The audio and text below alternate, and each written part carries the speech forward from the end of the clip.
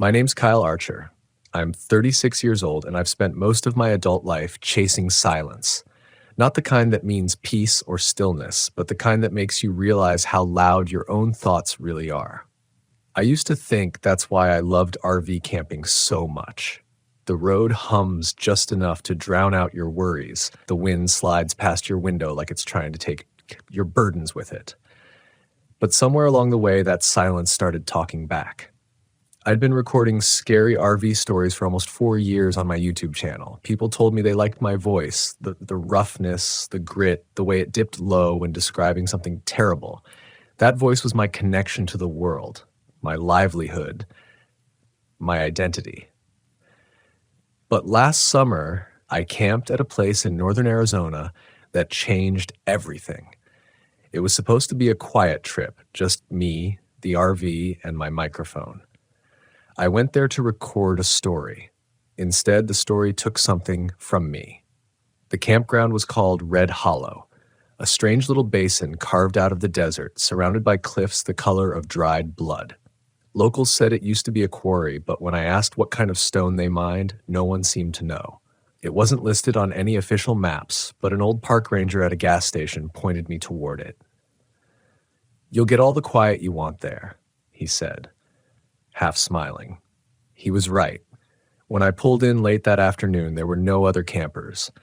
Just a scattering of empty fire pits and picnic tables sunk slightly into the dirt, like they'd been there longer than they should have.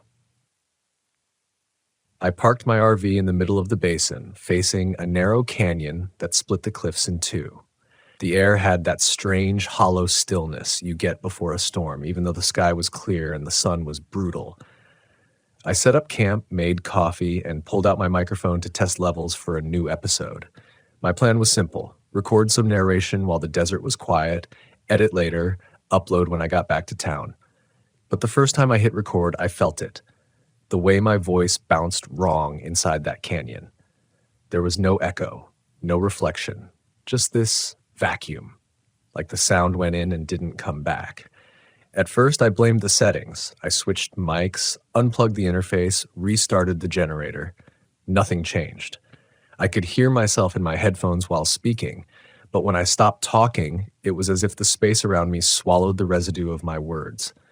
Not even the faintest hiss of feedback, not a single reverb tail, just silence. I told myself it was just acoustics. The cliffs were absorbing sound differently. The RV walls, maybe. I'd been in stranger acoustic environments before. I kept working, forcing myself to focus on the rhythm of my voice. But when I played back the recording, my voice wasn't there. Everything else was: the hum of the fridge, the rustle of my hands on the mic stand, even the click of my tongue when I paused, but not the voice. It was like someone had erased the frequencies where it existed. I listened again, heart hammering harder each time. It wasn't distortion. It wasn't interference. My voice was gone. I didn't sleep much that night. The desert wind came down the canyon like a whispering animal, thin and restless. Every few hours, I'd step outside and just listen. I thought I heard something faint, like murmurs behind the cliffs, but whenever I turned my head, it stopped. The strangest part wasn't the noise. It was how the silence afterward felt heavy, full. By dawn, I decided to leave. But when I tried to start the RV, the engine sputtered and died. Battery fine, gas fine, no reason at all for it to quit. So I waited for the heat to lift and went outside to walk the canyon, thinking maybe I could find a signal or at least stretch my legs. The ground there was strange, soft in some spots like packed ash, and at the base of the canyon wall I found carvings, circles, spirals, and what looked like faces without mouths. They were faint, etched into the stone with something sharp. When I leaned closer, I noticed the shapes weren't just drawings. They were indentations, like the stone had melted and refrozen. Something about those hollow faces made my throat tighten. My tongue felt dry and heavy, like it didn't want to move. I backed away, telling myself I was just tired, that it was the desert playing tricks. But when I spoke aloud to break the tension, "All right, Kyle, let's not freak out," I didn't hear it. My lips moved. My chest rose. No sound came out. I coughed, whispered, shouted, nothing. I ran back to the RV, breath ragged, slamming the door behind me as if something could follow. I checked my mic again, hit record, screamed into it. Still nothing. The red light blinked, the input registered a signal, but playback was dead silent. It's strange what panic does to you in isolation. Part of me thought it was a nightmare. Another part thought maybe it was karma, like the desert wanted quiet and I'd been making too much noise. Either way, I started to lose track of time. I spent that afternoon inside, scribbling messages to myself in my notebook to stay sane. I tried to hum, to test if any vibration remained. I could feel it in my throat, faintly. My voice hadn't left my body. It just wasn't reaching the world anymore. I felt trapped behind my own skin. That evening, I heard something outside the RV. Footsteps, slow and dragging, circling the gravel. I froze. The windows had gone black with the setting sun, so I couldn't see who or what was out there. But then came the tapping. Gentle at first. Fingertips on metal. One tap on the door, then two on the window. I wanted to yell to warn it off, but I couldn't make a sound. All I could do was grab my flashlight and aim at the front window. Nothing, just the reflection of my own pale face staring back. The tapping moved to the roof, then silence again. That was when I noticed something new, the hum. Not mechanical, not wind. It was deep, like a resonance that lived underneath hearing.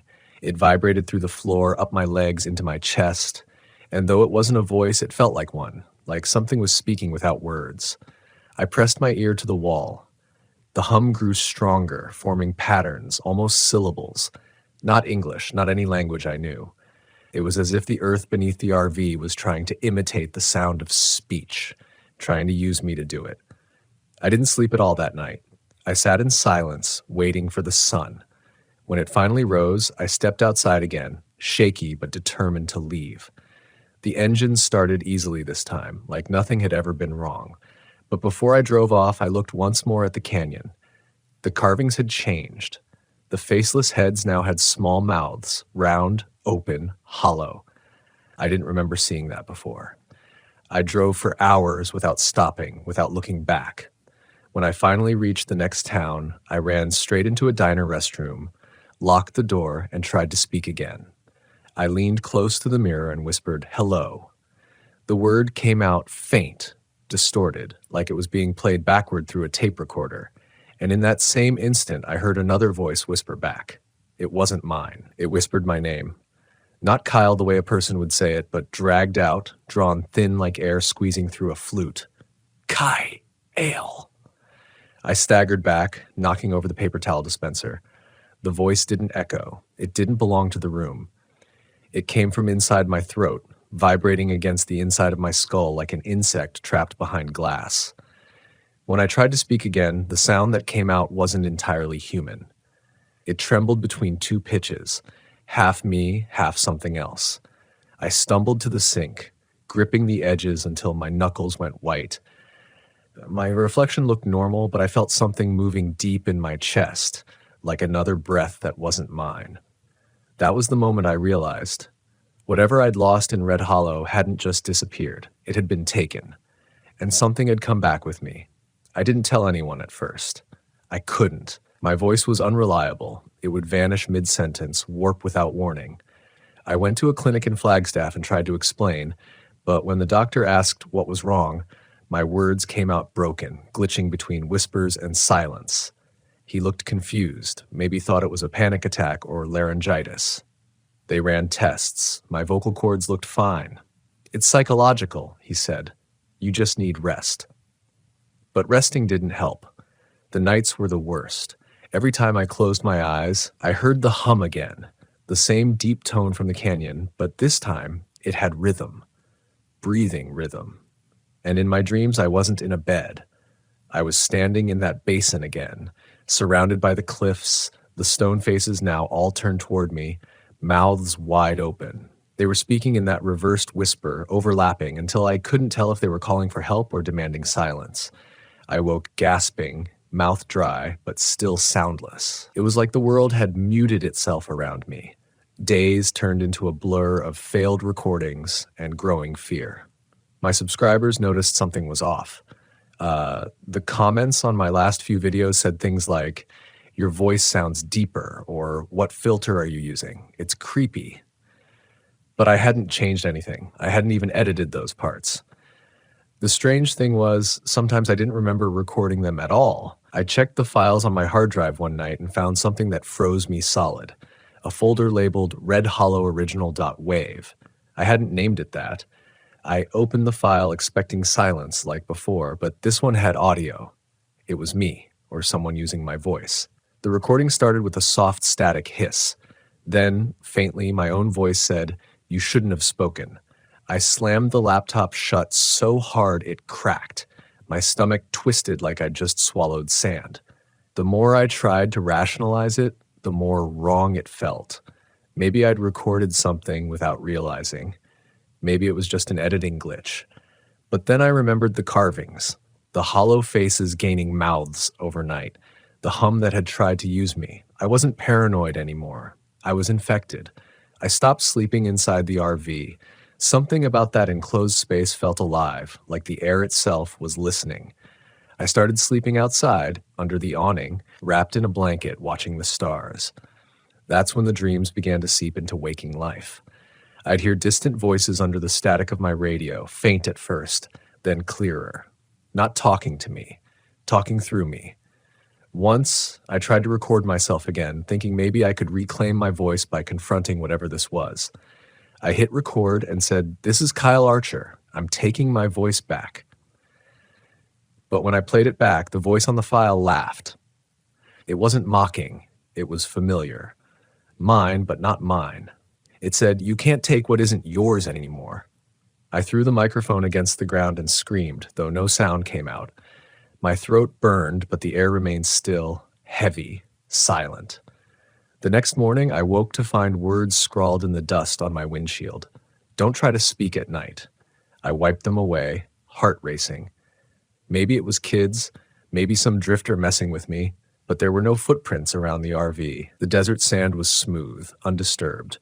By the third night, my voice began to return in bursts, short, clipped syllables, like a radio tuning through stations. Sometimes I'd catch phrases not of my choosing. "Stay quiet," "It's not done," "You opened it." They'd come out mid-sentence, hijacking my breath. I started to record these moments, hoping for proof, but every playback came out normal. Just silence. It felt like the world was gaslighting me. I left Red Hollow far behind, driving east through New Mexico, but the phenomenon followed. Wherever I parked, forest, rest stop, even crowded RV parks, the silence would find me again. Dogs would stop barking when I walked by, wind would die in the trees. Conversations around me would fade until all I could hear was that same low hum beneath everything, like the earth's heartbeat was syncing with my own. It was around this time I stopped seeing my reflection properly. In certain mirrors, under certain lights, my mouth wouldn't move.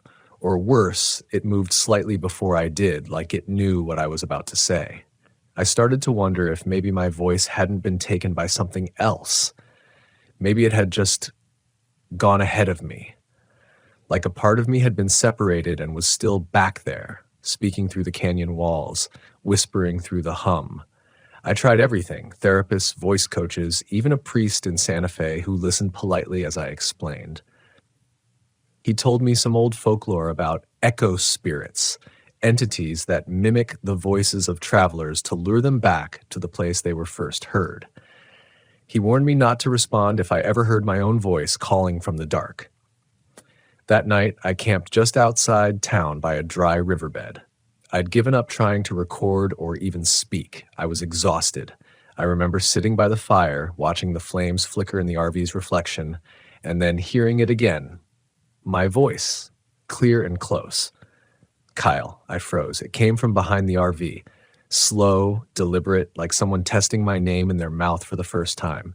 Then again, "Kyle, you left something behind." The fire sputtered.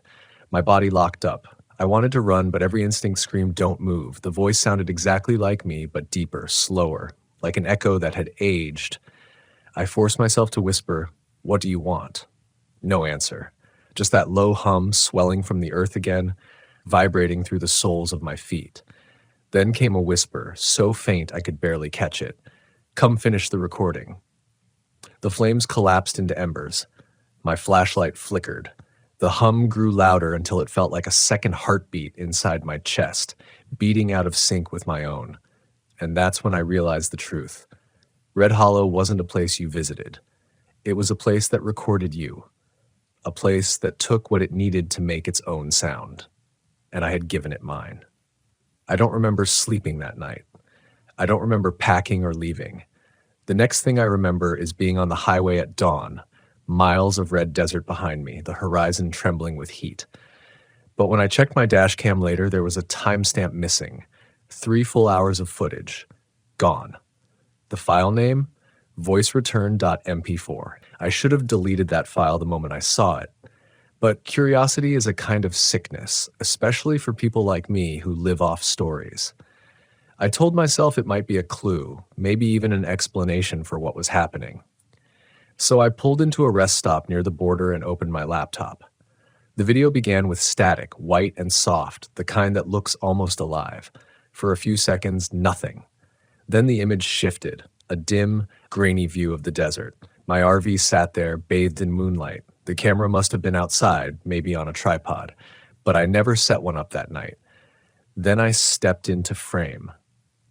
Or at least, someone who looked like me.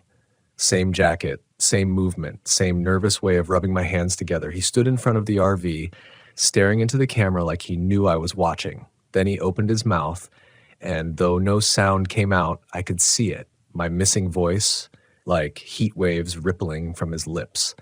Behind him, the desert shifted. Shadows rippled up the canyon walls like a tide of ink. The static returned, and before the screen went black, a whisper came through the speakers. "Thank you for bringing it back."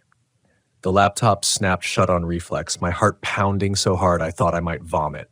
I sat there for a long time, listening to the hum of passing semis, the desert wind brushing across the metal of my RV.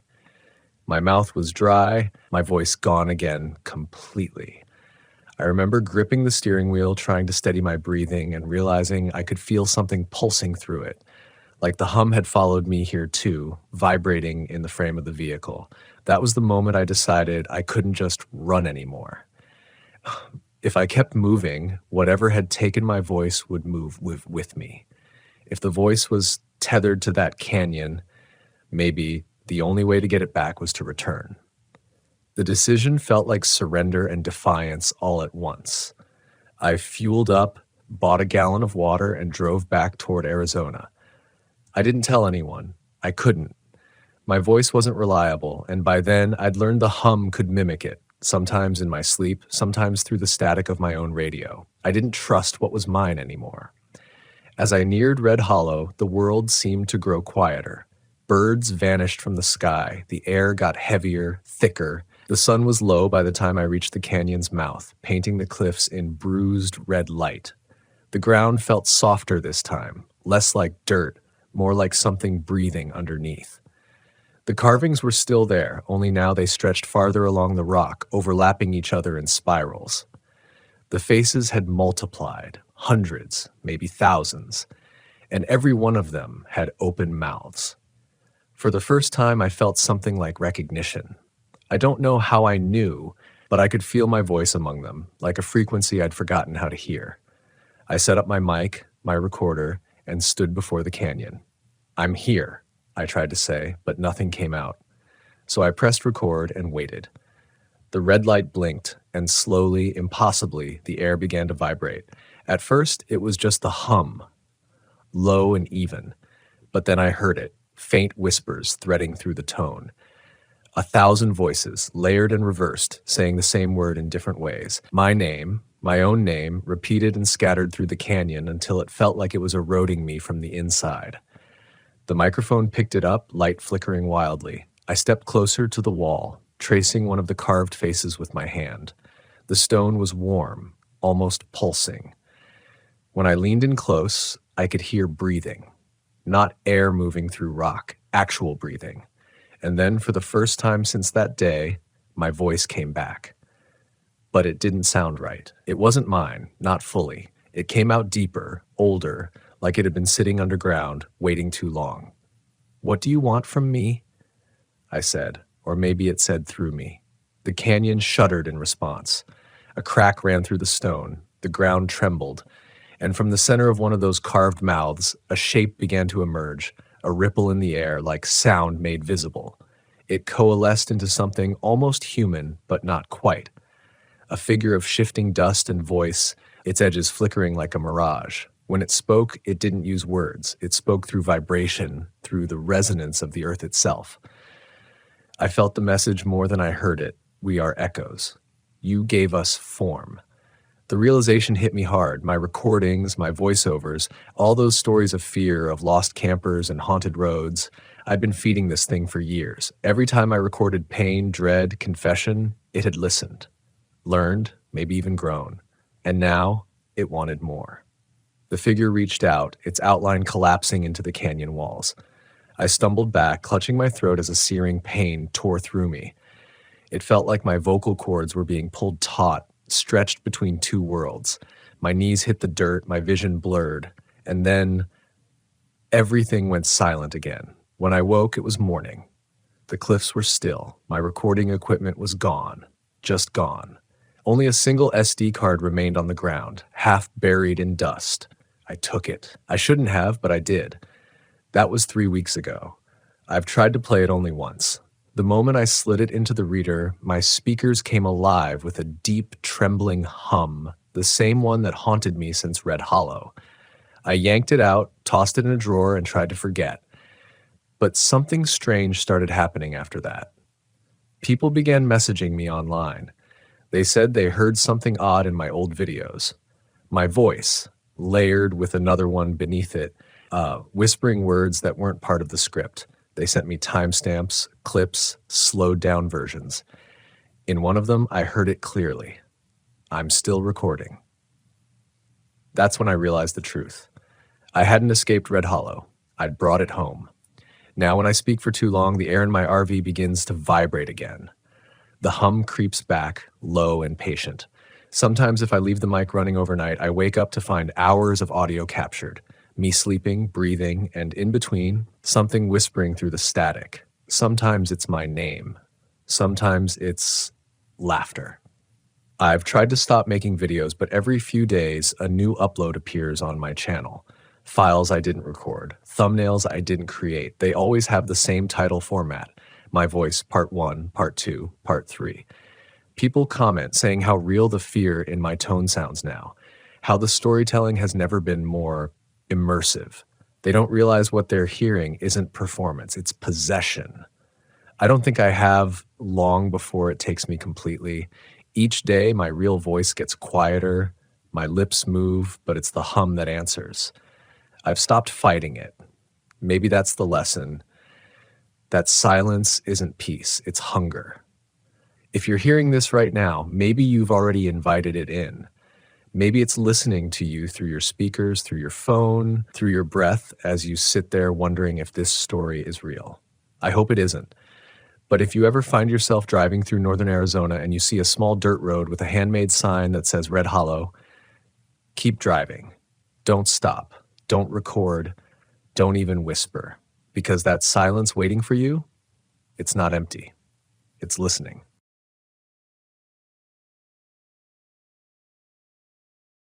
I still remember the first time I stumbled across that stretch of forgotten campgrounds, miles off the beaten path in the kind of place that doesn't make it into any GPS or glossy travel guide. I had been driving my old, patched-up Volkswagen bus for hours, chasing the kind of solitude only a restless soul can understand. The sun was dipping low behind jagged desert ridges, casting long, skeletal shadows across the cracked asphalt of a road that had clearly been abandoned for decades.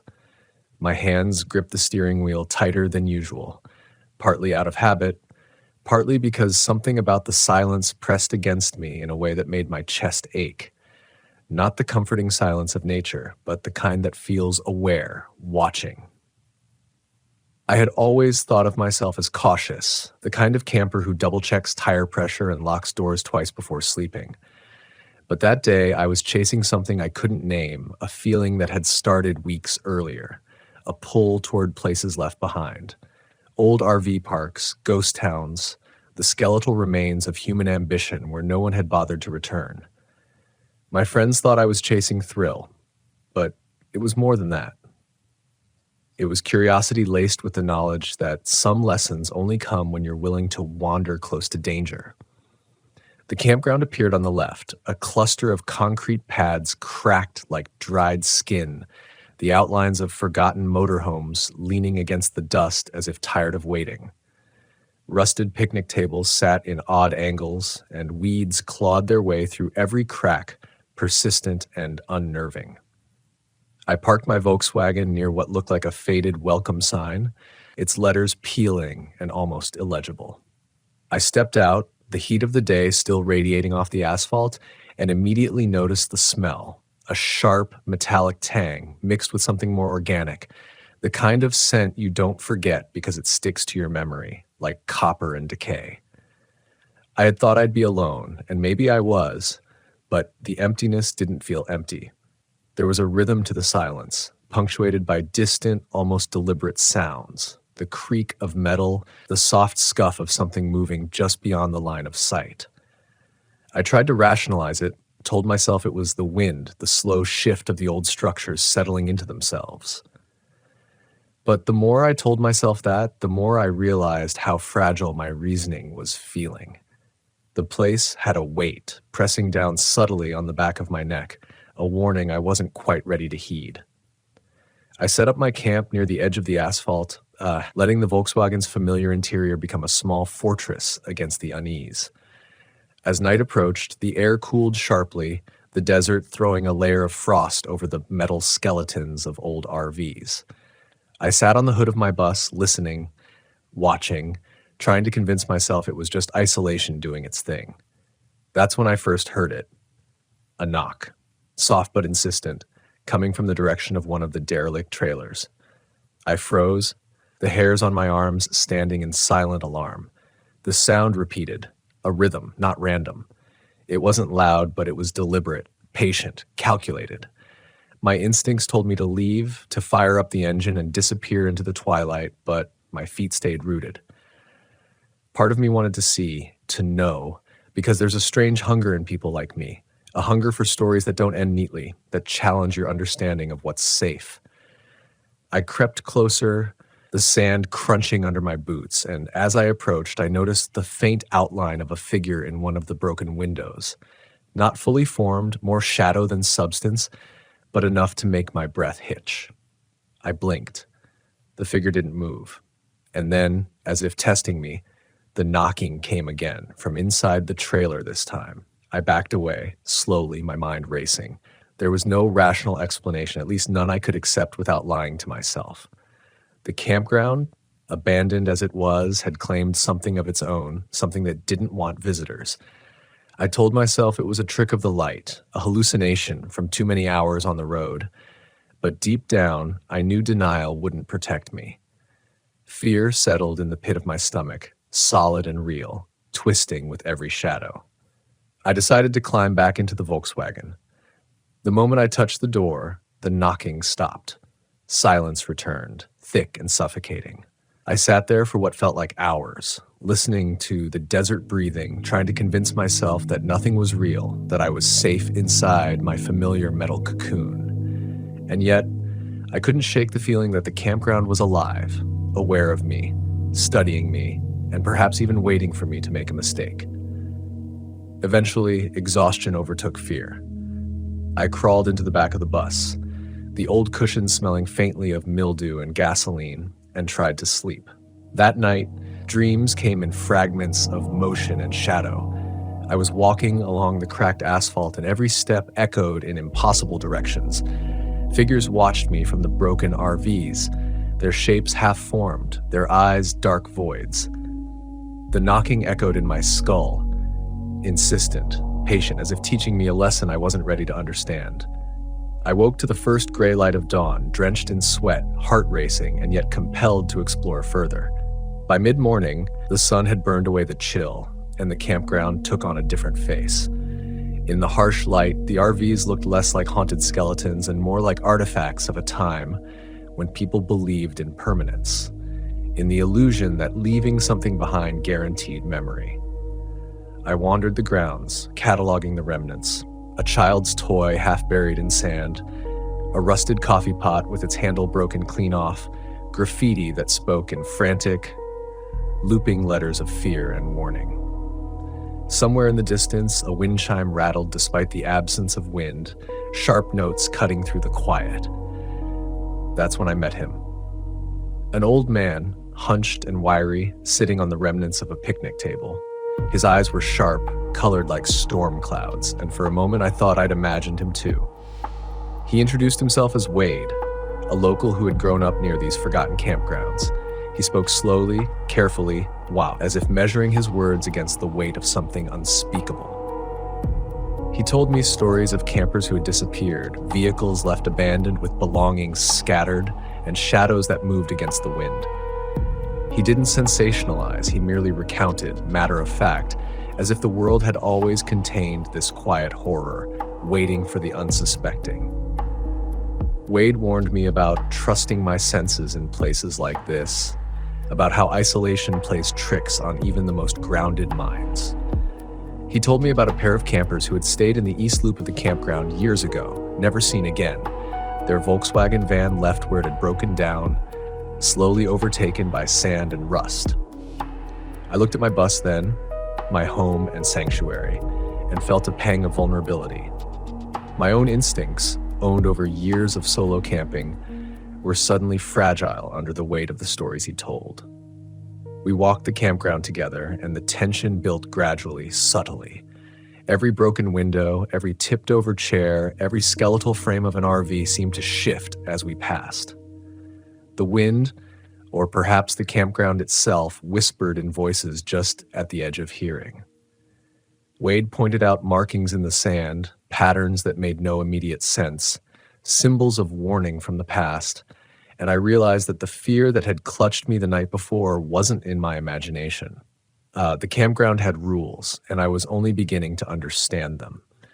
As the day wore on, I began to recognize the rhythm of the place, the quiet unease that grows, the subtle nudges that something is wrong, the whispers in the wind that turn suspicion into dread. By the time we reached the west edge of the campground, where the sun cast long, distorted shadows through broken trailers, my heart was already anticipating the next sound, the next movement. Wade left me there, claiming he had other work, but his words lingered. "Don't ignore the signs, kid. The place teaches you whether you want it to or not." Alone again, I felt the tension coil tighter. The temperature dropped sharply as the desert sun fell, shadows lengthened into grotesque shapes, and I realized I wasn't ready for the night. But something inside me, a stubborn need to confront the unknown, wouldn't let me leave. I climbed back into the Volkswagen, lit a small lantern, and began documenting every detail: the smell of decay, the way shadows pooled in corners, the soft creaks that spoke louder than any voice. Fear had become my companion, and in a strange way, it felt like guidance. It taught me attentiveness, humility, the understanding that wandering into forgotten places demands respect. Night fell quickly, and the first knock came again. Softer this time, measured. I didn't panic immediately. Instead, I breathed, cataloged, and watched. The Volkswagen's windows trembled with each sound, and I realized the vehicle itself had become both shelter and witness. I whispered to myself, trying to anchor my mind, trying to accept that the campground had lessons for me. The knocking grew into a rhythm that matched my own heartbeat, a symphony of tension that blurred the line between fear and fascination. And I knew deep down that the night was far from over. The knocking didn't stop as the night deepened. It changed. Sometimes it came from the front of the Volkswagen, sometimes from the side where the old picnic tables leaned, shadows stretching like fingers across the cracked asphalt. I tried to tell myself it was the wind again, that some old metal structure had finally loosened and was tapping in the darkness. But rationalization felt hollow. My skin prickled, my muscles tense, and even the familiar hum of the bus's engine seemed foreign, as if the vehicle itself were holding its breath. Sleep came in short, fitful bursts, each dream more disjointed than the last. I was walking along the campground, but the ground shifted beneath my feet. Trailer doors swung open and shut with no wind, and the figures I had glimpsed earlier lurked just beyond perception, watching. Every time I blinked, they seemed closer, pressing at the edges of reality until I jolted awake.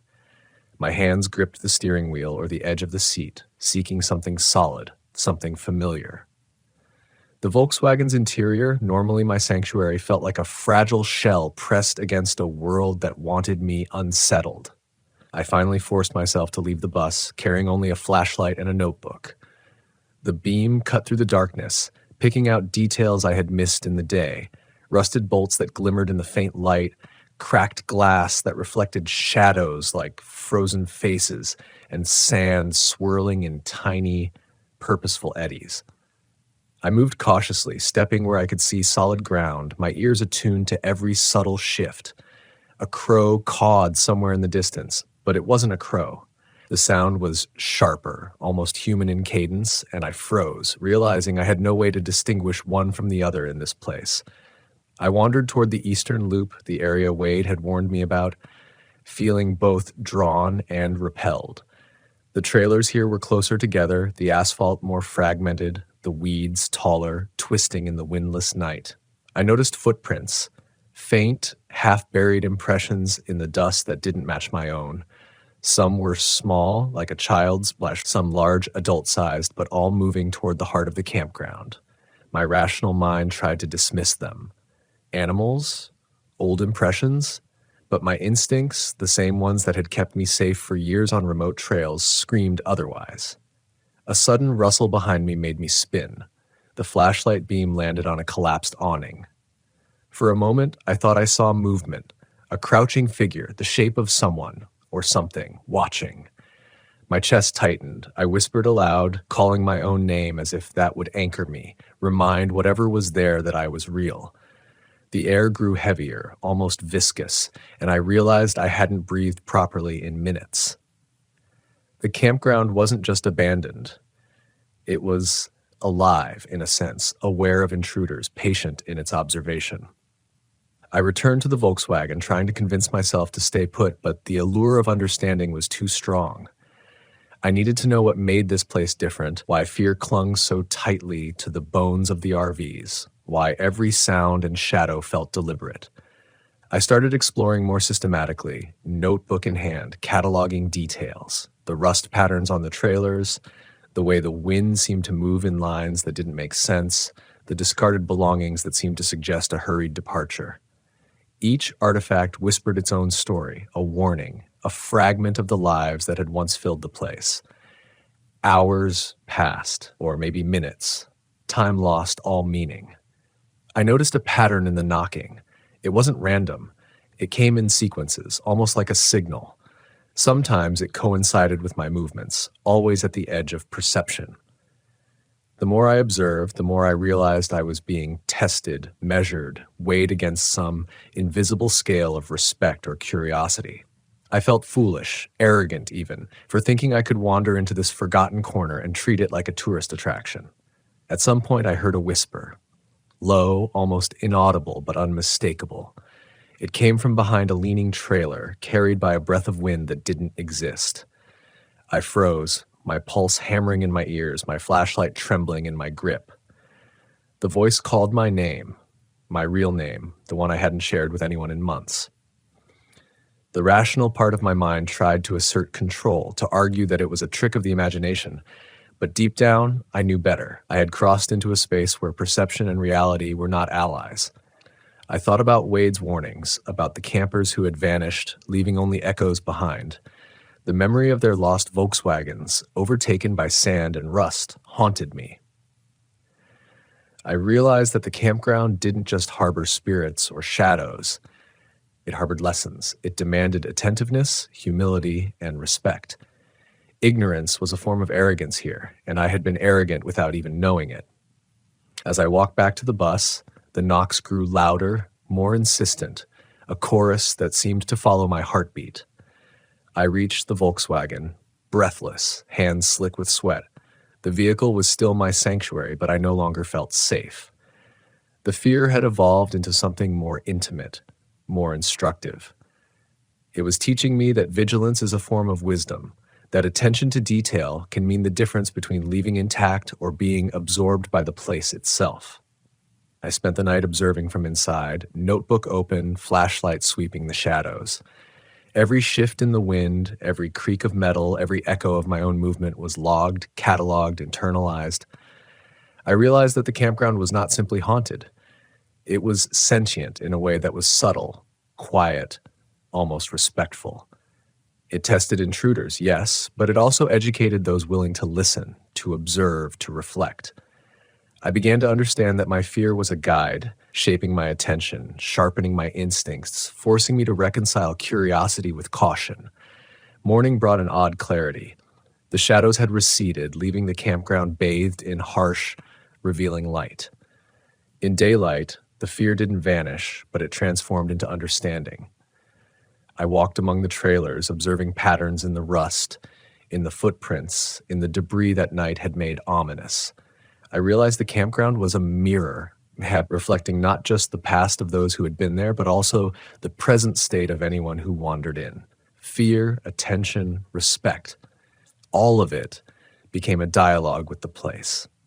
I spent the next few days exploring carefully, pacing my movements, documenting every sound, every shift in the environment. Occasionally, I encountered small signs of life. A rabbit darting between trailers, the faint chirp of a bird, a tumbleweed rolling across the cracked asphalt. Yet these moments of normalcy were always juxtaposed with subtle, unsettling phenomena, shadows that moved in impossible directions, knocking that persisted without source, whispers that seemed to test my perception. The tension was a constant companion and metronome, teaching me to listen deeply, to trust instincts over assumptions, to reconcile fear with survival. One night, as I sat inside the Volkswagen, a figure emerged from the shadows, not fully formed, but distinct enough to make my heart skip. I froze, not out of panic, but out of recognition. The campground was not malevolent. It was instructive. The figure gestured, pointing toward the eastern loop. I followed cautiously, notebook in hand, documenting each step. The moment I entered the loop, I felt the weight of the campground's history pressing on me, not as threat, but as guidance. I saw the remnants of previous campers, the outlines of forgotten Volkswagen buses, and understood the lesson. Respect the environment, respect its history, honor its presence. By the final night, I was no longer merely a visitor. I had become a participant in the rhythm of the place. Fear still lingered, yes, but it was tempered by attentiveness and understanding. I slept in the back of the Volkswagen, lantern dimmed, listening to the knocks, whispers, and subtle movements as if they were part of a symphony I had only just begun to comprehend. The campground had tested me, yes, but it had also instructed me, left me with knowledge that could only be earned through presence, patience, and humility. And as the first rays of dawn crept across the cracked asphalt, illuminating the skeletal trailers, I realized that the Volkswagen, my constant companion, had not just carried me across the desert. It had shielded me, observed with me, and allowed me to bear witness to a place where fear and wisdom are inseparable, where curiosity and caution walk hand in hand, and where a forgotten campground could become a teacher if you only dared to listen. The final night in the campground was different. I felt it the moment the sun slipped behind the horizon. The shadows didn't just stretch, they reached, elongated, and pooled with intent. The knocking returned, but now it carried a rhythm that felt almost conversational, as if the place were speaking directly to me, testing how far I was willing to go. I lit the small lantern inside the Volkswagen, the dim glow casting long, trembling shapes across the interior, and I realized the vehicle wasn't just my shelter. It was my anchor, a fragile boundary between myself and the weight of the campground. I couldn't stay passive. I had learned too much to hide. I stepped out, notebook in hand, and felt the cold desert night press against my skin. Each footstep on the cracked asphalt echoed like a drumbeat in the silence, a declaration that I was still present, still observing. I made my way toward the eastern loop once again, the area Wade had warned me about, now feeling more like a ritual than a simple visit. The trailers loomed taller in the darkness, their broken windows like watchful eyes, and every corner seemed to conceal something just beyond perception. My heart pounded, not from panic, but from alertness, tense, steady, and ready to confront whatever lessons this place still held for me. And then I saw it. A Volkswagen, or what remained of one, half buried in sand, rusted and tilted at a grotesque angle. I recognized the make instantly, its familiar lines warped and devoured by time. The knocking seemed to pulse from within it, beating softly in the quiet night. I approached with caution, my flashlight sweeping across warped metal and shattered glass. Inside, I spotted remnants of a life once lived. A cracked cup, a tattered blanket, a notebook like mine with faded pages and curled edges. A chill crawled along my spine as I understood that this was the legacy of those who had vanished. Visitors who might have ignored subtle warnings, who had failed to reconcile fear with respect. The knocking quickened, louder, faster, almost urgent. I spun toward the sound, sweeping the light along rows of broken trailers and catching motion, shadows flitting across walls, bending in ways that defied logic. I froze, instincts begging me to retreat. Yet another part of me, a stubborn, irrepressible curiosity, pushed me forward. The campground was teaching me something, and I couldn't leave without understanding. I advanced slowly, deliberately, letting my awareness stretch beyond vision, listening to the rhythm of the environment. Every metallic creak, every whisper of shifting sand became a message, a warning, a piece of a larger story forming in my mind. I reached the buried Volkswagen and let my hands trace the warped metal. A sudden gust of wind, or something entirely different, swept past me, carrying a faint scent, copper, decay, and a hint of something floral, like a memory left behind. The knocking stopped. Silence settled over everything, so heavy it pressed against my chest. Then, unmistakably, a voice, low, deliberate, whispered in my ear, "Respect what remains." I spun around, but no one was there. My breath caught. The campground had never threatened me. It had guided, warned, and instructed. The fear wasn't a predator, it was a teacher. I spent hours there, moving with care, observing every detail, documenting everything. The wind threaded through the skeletal trailers, carrying fragments of voices, fragments of stories, fragments of truths. The shadows shifted as if in acknowledgement, not hostility. I began to understand. The campground's power came not from violence, but from awareness. Not from terror, but insistence. It demanded presence, humility, and attention. Those who refused to respect it were absorbed by it, lost to time and leaving behind relics as cautionary echoes. By dawn, the weight of the night had eased. The sky bled pale orange along the desert horizon, washing cracked asphalt and leaning trailers in new light. I returned to the Volkswagen exhausted but alive, my notebook filled with observations, sketches, and reflections. I realized that the fear shaping my experience had been a guide, sharpening my senses and teaching me lessons no comfortable campsite ever could. I survived the campground not because I lacked fear, but because I learned to listen, to observe, and to respect a place older than my understanding. Packing up my Volkswagen became a quiet ritual. Every motion, every turn of the key, every check of supplies was filled with gratitude and reverence. The campground watched in silence, its shadows retreating into broken trailers, the faint echo of knocking fading like a heartbeat, settling back into rest. I started the engine, the familiar hum grounding me, and began the slow drive back toward civilization. The asphalt groaned beneath my tires, the desert stretching endlessly on each side, and yet I felt lighter than when I arrived. Fear had become knowledge, tension had become respect, and the Volkswagen, my loyal companion, had carried me safely through its lessons. Even now, months later, when I think back to that forgotten campground, I still feel the echo of the knocks, the whispers, the patient gaze of the shadows. The Volkswagen is no longer just a vehicle. It is a vessel of memory, a guardian, a partner in survival and reflection. I have shared the story with very few, always careful with my words because some lessons are too potent for casual ears. But the truth remains, the campground was never a place of malevolence. It was a place of instruction, demanding attentiveness, humility, and courage. Those who arrived with arrogance left behind more than objects. They left pieces of themselves, swallowed by silence and sand. I drive now with a renewed respect for the roads less traveled, for abandoned sites, for the remnants of human ambition reclaimed by time and nature. The fear I once felt has become a compass, guiding me toward awareness and away from ignorance. The Volkswagen, patched and resilient, carries me forward, a constant reminder that curiosity must be tempered with humility, that adventure without attentiveness can become danger, and that every shadow, every whisper, every echo of the past deserves acknowledgement. The lessons of that campground linger in subtle ways.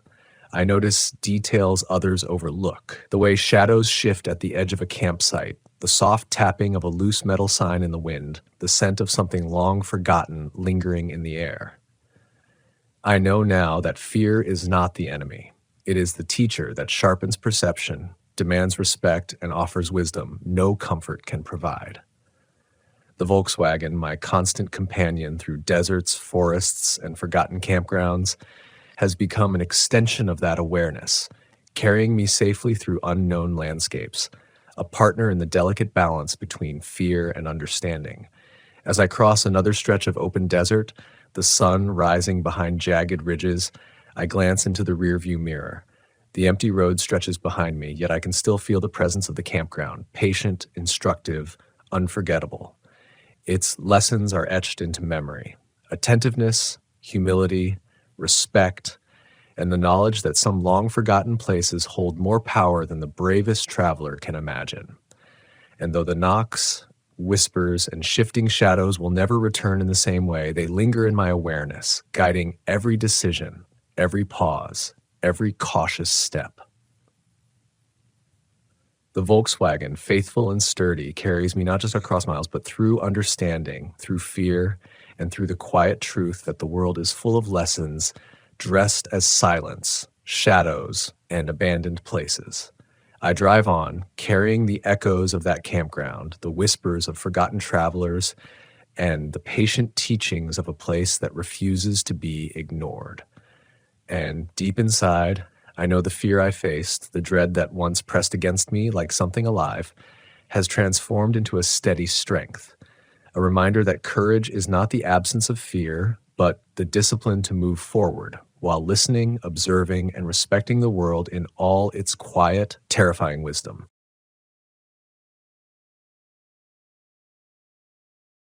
I've been traveling in my RV for years, across deserts and forests, through mountains and plains, chasing freedom, or maybe just running from something I can't name. My name's Luke Myers. I'm 38, born in Arizona, raised by the kind of father who thought fear was something you had to sweat out in the open air. Maybe that's why I still camp alone. Maybe that's why when people told me about the disappearances, I didn't listen. It started when I pulled into a small RV park just outside a town called Clear Hollow, New Mexico. It wasn't even on my GPS until I zoomed way in, just a thin line of dirt branching off Route 64. I'd been driving for 8 hours straight, my hands stiff on the steering wheel, the sunset slicing the horizon open with this unreal blood-orange light. I remember thinking it looked like the sky was burning from the inside out. The sign at the entrance was simple: Havens Rest RV Park, a small wooden board with hand-painted letters and a dangling metal chain that squeaked in the wind. Below it, someone had carved into the post, "No checkouts after dark." I thought it was just some local joke, like the kind of thing small campgrounds say to sound rustic. I didn't take it seriously. I wish I had. The place looked ordinary at first, 6 or 7 spots lined up along a narrow dirt loop, a scattering of mesquite trees, and a small office shack with a faded vacancy sign flickering weakly in the window. But the air felt strange. Too still. The kind of silence that presses into your ears until you start hearing your own heartbeat. An old woman ran the place. Her name was Ruth. She looked like she'd been part of the desert itself for a long time. Skin like parchment, hair braided with dust, eyes that watched but didn't linger. When I told her I'd be staying just one night, she smiled faintly and said, "That's what they all say." She handed me a slip of paper with the number 7 on it and said, "Don't go walking past the tree line after midnight. The desert gets confusing when it's dark." I laughed it off, told her I wasn't planning to go wandering. But there was something about the way she said it that settled uneasily in my chest. The kind of warning that doesn't sound like superstition, it sounds like habit. I parked in spot 7, right at the edge of the loop where the desert stretched out into black nothing. The sun had already dipped low, and the light was fading fast. I remember how the air turned from gold to blue to gray within minutes. One moment, everything was warm and alive. The next, it was as if the desert had been drained of color, leaving only the outline of things. That first night, I couldn't sleep. It wasn't the heat or the noise. It was the quiet. Absolute, heavy quiet, like the world was holding its breath. Around 2 a.m., I heard it for the first time. A voice, faint, from somewhere out beyond the tree line. It was saying something I couldn't quite make out, a low murmur, like someone calling a name over and over. I sat up in bed, held my breath, and listened. The voice didn't sound close. It sounded far, but not too far, like it was traveling on the wind. Then it stopped, and that was worse. I stayed awake until dawn, telling myself it was nothing, just some local outlate, or maybe the wind twisting through the rocks. But when the sun came up, I noticed something that made my stomach drop. There were footprints in the sand behind my RV, bare footprints, small, leading away from the vehicle toward the tree line. I didn't mention it to Ruth when I went to pay for another night. She looked at me a little too long when I handed her the cash, as if she knew I wasn't leaving. Then she said softly, "If you hear someone calling your name, don't answer." That day, I tried to distract myself, took photos, wrote in my journal, cooked breakfast. I even thought about leaving early, but the rational part of me refused. I didn't want to be the kind of person who ran because of a bad night. Still, as evening came, the anxiety built again like a pressure in my chest. By the time the sun set, the RV park was deserted. I hadn't seen another guest all day. The other rigs were there, but dark, silent, lifeless. Curtains drawn, doors shut, no smoke from grills, no footsteps, just stillness. I thought about knocking on one of them, just to prove someone was inside. But something, some instinct, told me not to. That night, I made coffee around 10 p.m. and sat by the window, watching the horizon. The moon rose red again, the same deep shade as the desert dust. Then I saw it, a flicker of movement near the tree line, just a flash of white like clothing. My pulse quickened. It was faint, almost ghostly, swaying slowly from side to side. A person, or something that wanted to look like one. I turned off the RV lights to see better. The desert outside was dim, but I could still make out the shape. It was standing still now, facing me, watching. For a long time, neither of us moved. Then, so slowly it felt deliberate, the figure lifted one arm and waved. I remember the cold that rushed through me, a kind of internal shiver that wasn't about temperature. Every instinct screamed that this wasn't normal, that no one should be out there in that darkness. I stepped back, shut the curtain, and told myself not to look again. But I did. And when I opened the curtain again, the figure was gone. I told myself I'd imagined it, that maybe it was a shadow or heat distortion or my mind exaggerating the isolation. But when I stepped outside later to check the generator, I saw something in the sand near my door. Bare footprints, small, leading away from the RV, the same size as before. That was when I realized they weren't mine. I didn't sleep at all that night. Every sound became a trigger, the soft creak of metal, the brush of wind against the RV, even the hum of the fridge. I sat there, gripping the steering wheel, watching the digital clock crawl toward dawn. When morning finally came, I went straight to the office. The door was open, but Ruth wasn't there. Just her mug, still half full of cold coffee. On the wall behind the counter was a corkboard covered in yellowed paper slips. Guest names, arrival dates, and no departure dates. Some of them went back years. Then I saw it. My name, Luke Myers. Sightmer 7. Under departure, it said nothing, just blank space. That was when I finally decided to leave. I threw everything into the RV, started the engine, and drove out as fast as I could. Dust kicked up behind me like smoke. But when I reached the highway, the road signs didn't make sense. The route number was wrong, the mile markers were missing. And when I looked in the rearview mirror, the RV park wasn't there anymore. Just open desert. Empty. Endless. Silent. I thought maybe I'd taken the wrong turn. It happens out there, especially when you're tired and running on adrenaline. I kept driving for another 20 minutes, following the faint white line that cut through the desert like a thread. No towns, no gas stations, no signs of life. Just scrub brush and flat earth stretching forever in every direction. Then I saw it. The sign. Haven's Rest RV Park. I slammed the brakes so hard the tires screamed against the gravel. Dust flew up, hanging in the air like smoke, and I sat there gripping the steering wheel until my hands hurt. It couldn't be. I hadn't turned around. I'd been driving straight the entire time. I got out and stared at it. The same sign, the same carved warning. No checkouts after dark. It was morning, full daylight now. But the sun felt weak, like it was struggling to rise through a thin layer of haze. I tried to tell myself it was an optical illusion, a trick of the desert.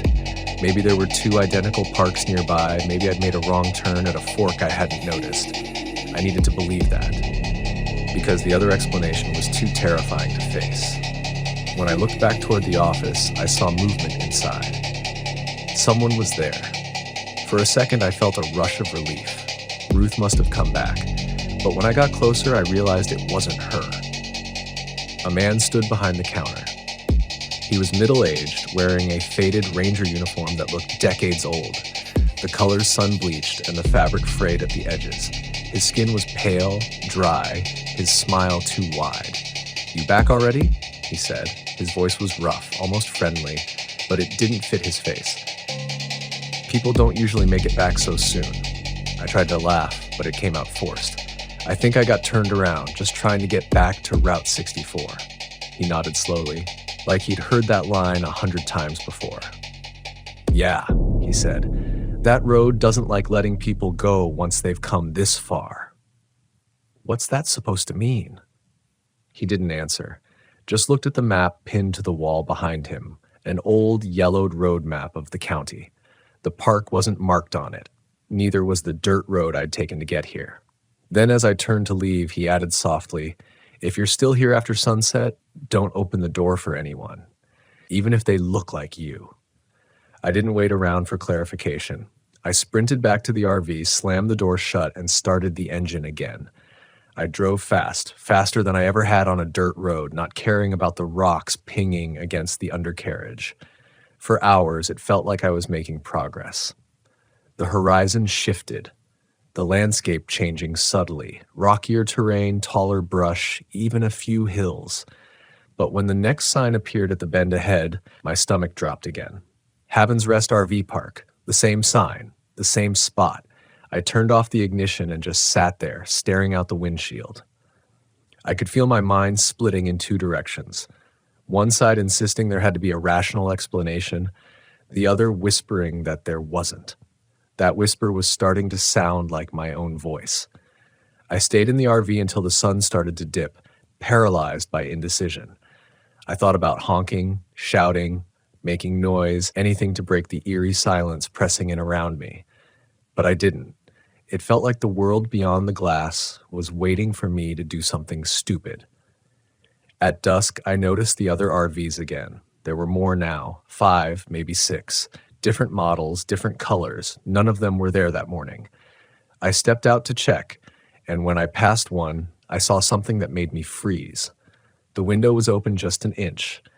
Inside, a coffee mug sat on the counter, still steaming, but there was no one inside.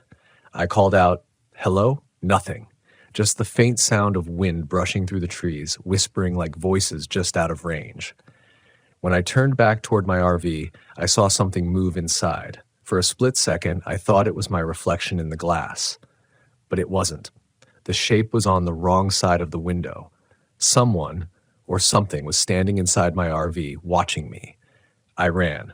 The door was locked when I got there, though I never locked it. My hands shook as I dug the keys out of my pocket and flung the door open. The lights were off.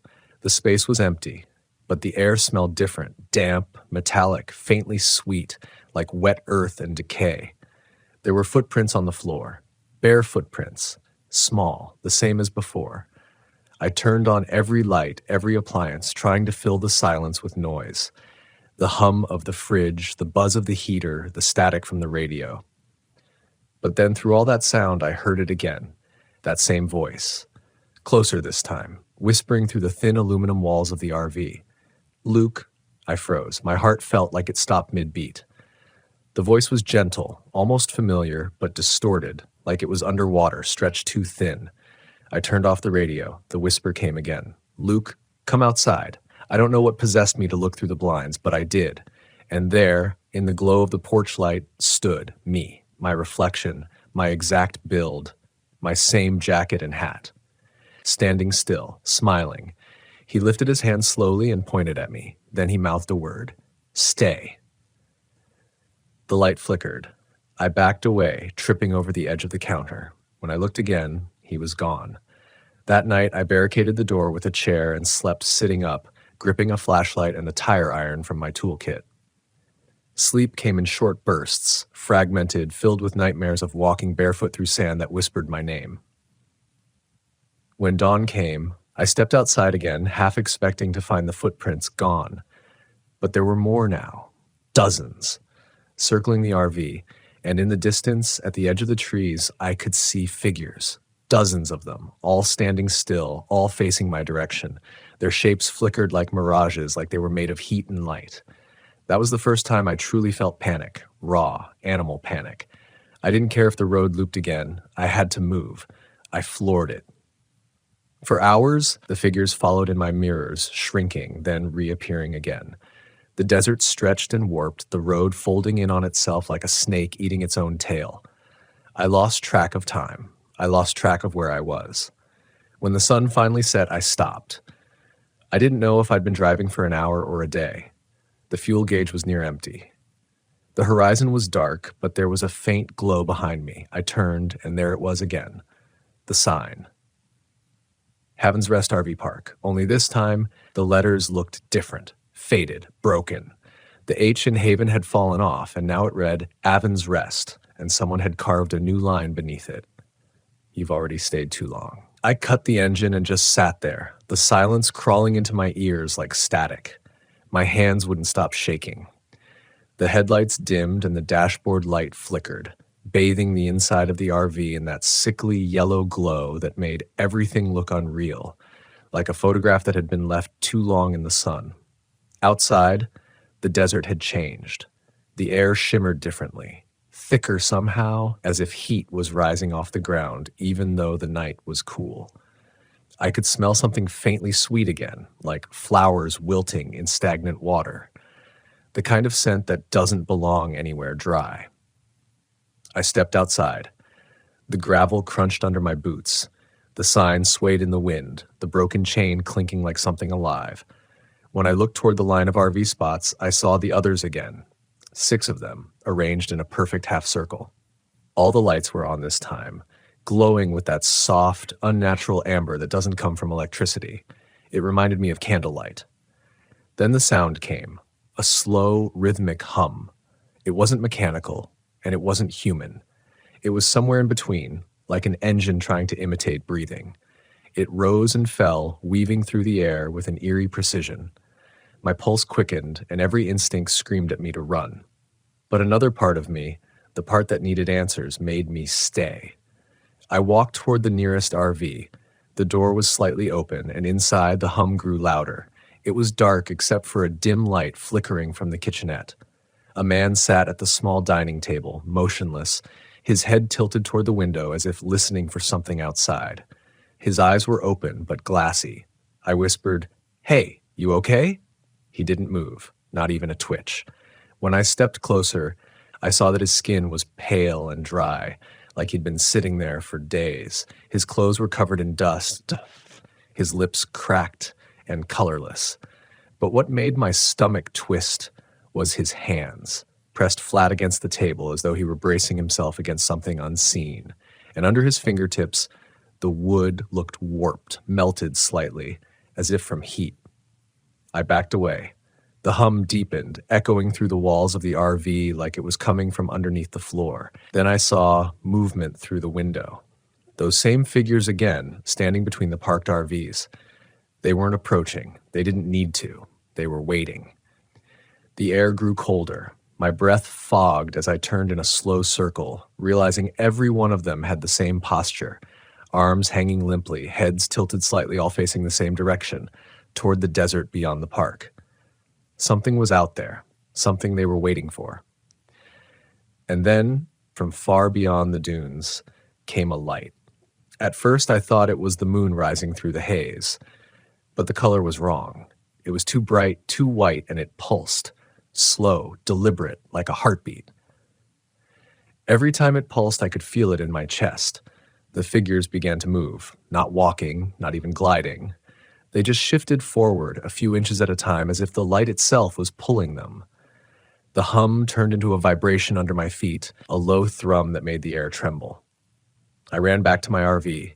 The door creaked when I pulled it shut, the lock clicking like a gunshot in the silence. I started the engine, praying it would turn over. It coughed, sputtered, then roared to life. But the headlights didn't reach the end of the road anymore. Instead of desert, there was just blackness, an empty stretch of nothing that seemed to swallow the light whole. I looked into the mirror. The figures were closer now, lined up behind me, motionless, their faces washed in the pale glow of my taillights. They looked human, but not alive. Their eyes caught the light wrong, like polished stone, and then one of them raised its hand. It was me, my own face, my own clothes, my own expression staring back, twisted into something like pity. He mouthed something again. Just one word. Stay. My chest tightened, a pressure building behind my ribs. I shifted into drive and hit the gas, tires spinning on the gravel until they finally caught traction. The RV lurched forward, the engine screaming. The blackness ahead didn't move, but I drove straight into it anyway. For a moment, everything disappeared. The sound, the vibration, the light, all gone. Then I was somewhere else. The road was still beneath me, but the sky was gray now, colorless. The desert looked the same, but hollowed out, as if every shape had been drained of weight.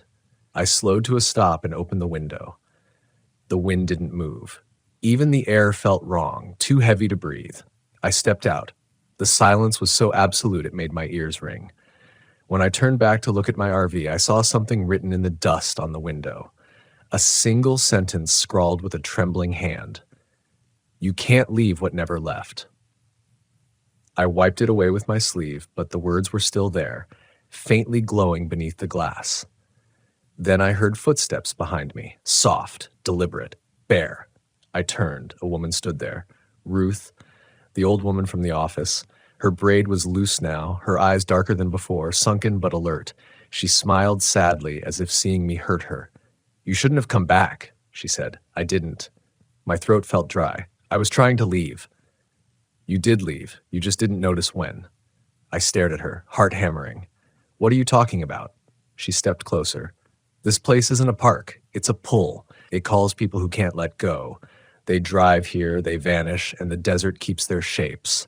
Some remember what they were, some don't. No, I said, shaking my head. That's not possible. She looked past me toward the horizon. The pulsing light had returned, faint but steady.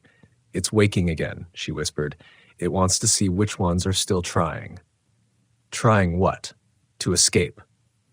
The hum returned, deeper now, vibrating through the ground. My knees almost buckled. Ruth's face flickered for a moment. Literally flickered, like a weak image on a dying screen. I saw something else beneath her skin, like she wasn't fully human anymore. She reached out and touched my shoulder. Her hand was cold, too solid, too heavy. You have to stop running, she said softly, or you'll loop forever, just like the rest of us. I stepped back, shaking my head. No, I'm not dead. I'm not. but she was already fading. Her outline dissolved into the air, particles of dust scattering like smoke. The hum crescendoed into a roar, and the ground beneath me split with a low groan, like the earth itself was exhaling. The last thing I heard before everything went white was my own voice whispering, "Stay." When the light faded, I was standing in the middle of the RV park again. Same road, same mesquite trees, same crooked signs swaying in the wind, but everything looked newer. The gravel was fresh, the office paint wasn't peeling anymore, and the air had a faint smell of gasoline, sharp, familiar, alive. I blinked hard, trying to make sense of it. The sun was just beginning to rise, flooding the world with color. For a moment, it almost looked beautiful, real. Then I saw movement near the office. A man in a flannel shirt stepped out, stretching, yawning, coffee mug in hand. He looked at me, smiled politely, and waved. "Morning," he said. "You just get in?" I nodded automatically, my throat too dry to answer. He pointed toward the main road. "They'll check you in at the office. I think the old lady's still around." And then it hit me. His RV, the one behind him, it was the same one I'd seen days ago, but brighter, unstained by dust or time. The same model, the same dent near the front bumper. My mind felt split open. I looked down at my hands, at my reflection in the RV's polished chrome mirror. For a heartbeat, I looked normal. Then my reflection smiled before I did. That's when I realized I wasn't breathing. I staggered back, gasping, lungs burning as if remembering too late what air was supposed to feel like. My body felt heavy and hollow all at once, like something was wearing me instead of the other way around. I stumbled toward the office. The door creaked open, the little bell above it chiming softly. Ruth was there again, just as she'd been when I first arrived. Only this time she looked younger, her hair darker, her hands steadier. She didn't seem surprised to see me. "Sometimes," she said gently, "it takes people a while to understand." I shook my head. "No, this isn't real. I drove out. I left. You died on the road," she said simply. "Somewhere between here and Route 64. You fell asleep behind the wheel." I wanted to shout that she was wrong, that I'd made it back, that I was standing here, feeling this ground under my feet. But her words sank into me like a slow toxin. Deep down, I already knew, because I could still feel the steering wheel under my hands. I could still hear the sound of gravel and the snap of metal when I lost control. I'd never made it out. The park wasn't trapping me, it was keeping me.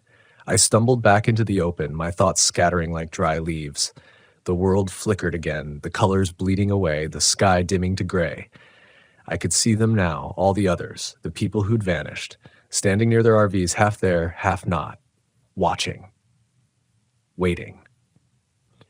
They weren't haunting the park. They were the park. Each one caught in their own endless loop of arrival, disbelief, panic, and surrender.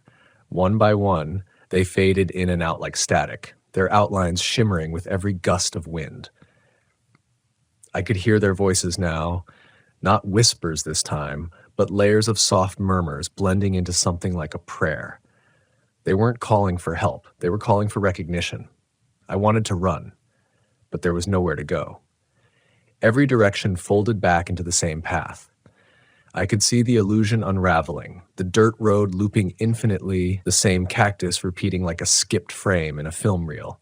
The sky above me pulsed again, and I looked up to see the source of that impossible light. It wasn't the sun, and it wasn't the moon. It was a perfect white circle hovering soundlessly above the horizon, its edges flickering like it couldn't decide whether to exist. And from it, I heard my father's voice. "Luke," it said softly, "time to come home." That was the breaking point, the exact sound of it. His tone, the way he used to call me in for dinner as a kid, hit somewhere deep enough to splinter me. But it wasn't him. It couldn't be. He'd been dead for years. "Stop," I whispered. The light brightened, swallowing the park in a bleached haze. The hum turned into a low vibration in my bones, and the figures around me began to turn toward it, faces stretching with something like hope or hunger. I covered my ears and shouted, "I'm not staying here." The air shifted. The hum stopped. Everything froze. Then, from the edges of that silence, a second voice rose. Low, familiar, distorted like a recording played backward. It was my own. You already are. My vision blurred, the ground tilted, and suddenly I was inside my RV again. The hum of the generator filled the air, steady and normal. The smell of coffee, morning sunlight pouring through the window. For one blissful second, it felt like I'd woken from a nightmare. Then I saw the date on the dashboard clock. July 18th, 2021. The same date it had been every single morning since I arrived. I looked at my reflection in the window again. My face stared back, expressionless, pale. Then slowly it smiled, and from somewhere outside, faint but clear, came that whisper again. Luke, I didn't open the door this time. I didn't move. I just sat there, gripping the steering wheel, trying to remember what it felt like to breathe before the desert took me. As the sun rose over Haven's Rest, I realized what Ruth meant when she said the desert keeps your shape. Some places don't let you leave because they're not just places, they're memories that don't want to die. And some roads don't take you anywhere, they just bring you back to yourself, even when there's nothing left of you to return. If you've ever driven long enough, you know there's a point where the road stops being something beneath your wheels and starts becoming a thought in your head. A rhythm. A trance. Mile after mile, sound and light and motion blur into one endless hum until the world feels like it's breathing in sync with you. That's where I live now. I don't mean that figuratively, I mean it literally. Every morning, I wake up in the same spot at Haven's Rest. The sun rises the same way. The same light leaks through the blinds, the same sound, the soft tick of the cooling engine, the groan of metal expanding in heat. My coffee tastes the same. My reflection moves when it remembers to. And every night when the horizon bleeds red and the wind dies, I see them out there, new travelers, pulling in dusty, tired, their headlights cutting the same curved path through the gravel. They look just like I did, hopeful, worn out, looking for rest. Sometimes they wave. I wave back. But I don't tell them the truth. Because that's not how this place works. You don't get warned. You just get chosen. You drive a little too far, stay a little too long, ignore that small voice in your chest that says, turn back. And then you're here in the silence where the air presses down on you like memory made solid. Haven's Rest isn't hell. It's not even punishment. It's a pause. A limbo for people who can't move on because they don't realize they've stopped. I used to think fear was something that hunted you from the outside. Strange figures in the dark, voices that call your name, places that twist reality until you can't trust your senses. But now I understand fear for what it really is. It's a mirror. It shows you what you've always carried with you. The park doesn't create terror. It reflects it. Every person who vanishes here meets the thing they've been running from. Some see ghosts, some see versions of themselves, some just disappear quietly into the stillness because they finally recognize it. That's what happened to me. The night before my accident, I'd been driving too long, pushing too far. My father used to tell me, never chase the road, let it end when it ends. But I didn't listen. I was always trying to outrun the silence that came when the engine shut off. The silence where I had to sit with myself. Now I know that's what Haven's Rest feeds on. The restless ones, the ones who can't sit still because silence sounds too much like truth. I see them every week. New RVs, new faces, people who think they're just stopping for the night. They laugh, cook dinner, talk on the phone, and then sometime between dusk and dawn, they step outside to stretch their legs. They hear something, maybe a voice like maybe nothing at all, and they walk toward the tree line. And that's it. They fade into the quiet like dust swallowed by wind. I've tried warning them, I've tried shouting, but they can't hear me. My voice doesn't carry beyond my own loop. I think that's the real curse here. Not being trapped, but watching others repeat your mistake, powerless to stop them. Every so often I see Ruth. She doesn't look like the old woman anymore. She shifts between forms, like smoke caught in a breeze. She told me once that she'd been here since 1957, said she was the first to realize the park wasn't real. She stayed because she didn't want anyone else to be alone when they found out. I asked her why she never left, even after all these years. She smiled and said, because leaving means remembering what you lost. I think I understand that now. The night before last, I walked out past the boundary line, the one we're not supposed to cross. The desert out there isn't empty, it's just unfinished. The horizon folds over itself, endless like a reflection inside a reflection. I saw shapes moving in the distance, flickering between shadows. Some of them looked human, some didn't. And then I saw my father.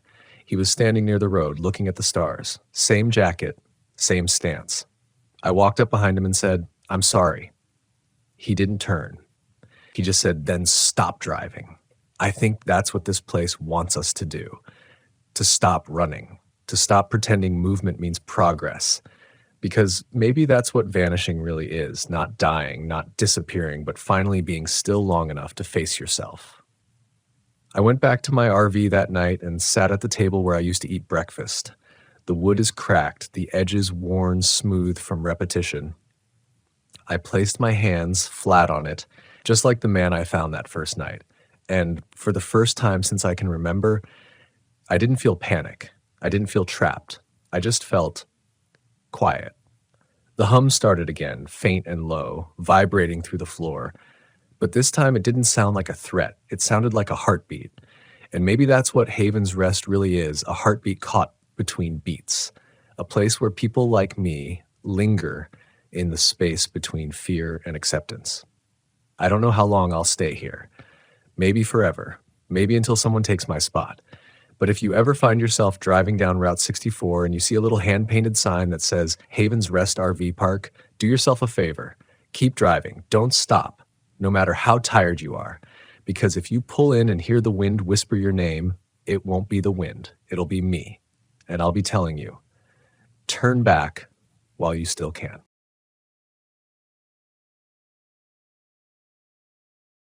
I had always thought I knew what solitude meant. Driving my old Volkswagen westward, windows cracked just enough for the wind to carry the scent of pine into the cabin, the engine humming like a calm heartbeat beneath me. I convinced myself that being alone out here in the forests of northern Oregon, away from everything, was freedom. I was 28 then, restless and eager to escape the routines of city life, craving nights beneath the stars where no one else's eyes could find me. That first night, though, as the sun dipped behind a jagged ridge and the forest swallowed the light, freedom felt more like exposure.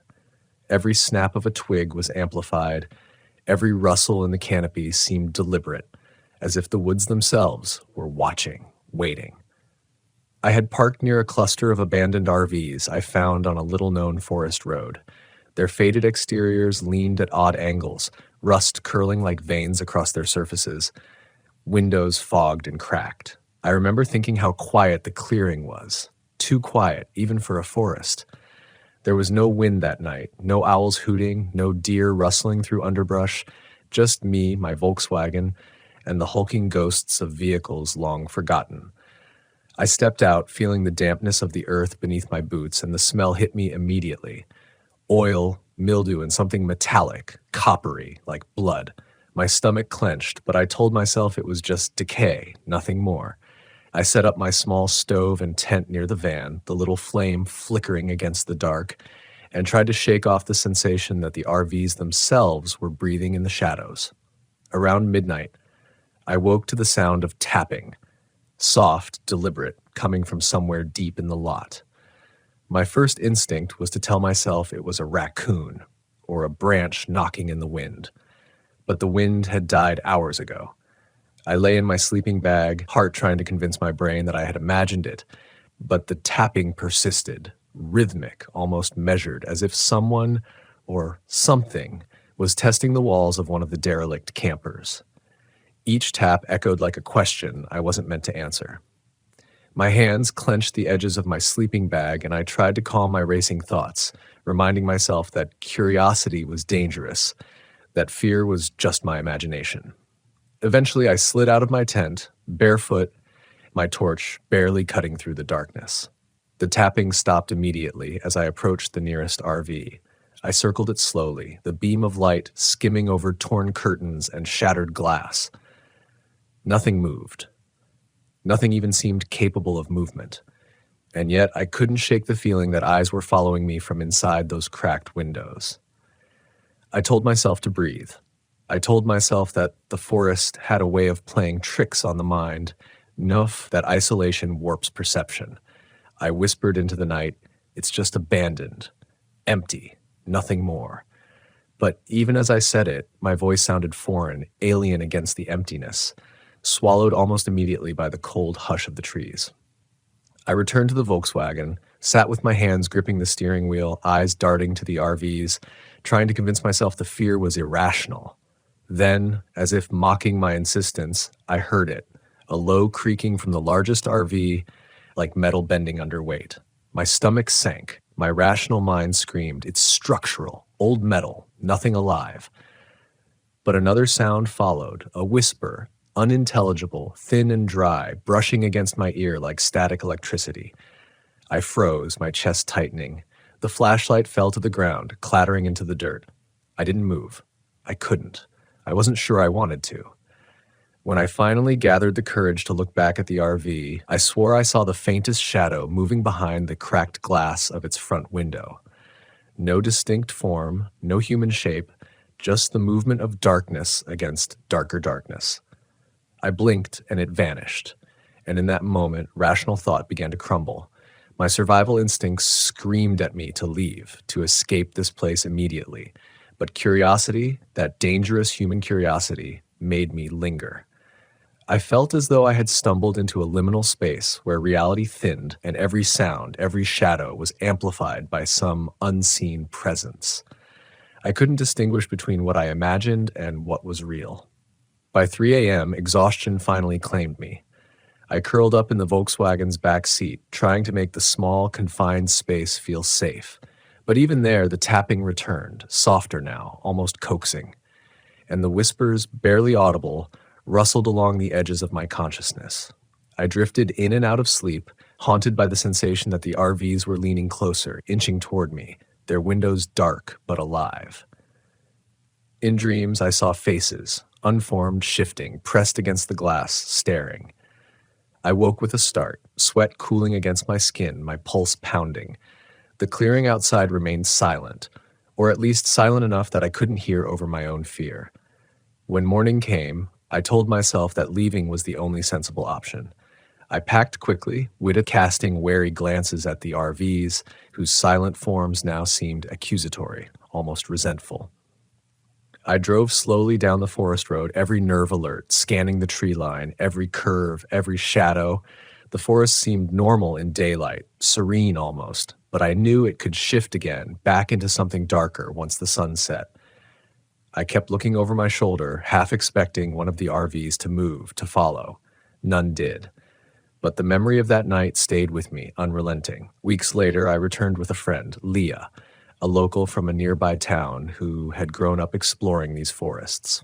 She was 26, energetic, with a fearless streak I envied. I wanted her perspective, some kind of grounding reality, someone who could tell me I had simply imagined it all.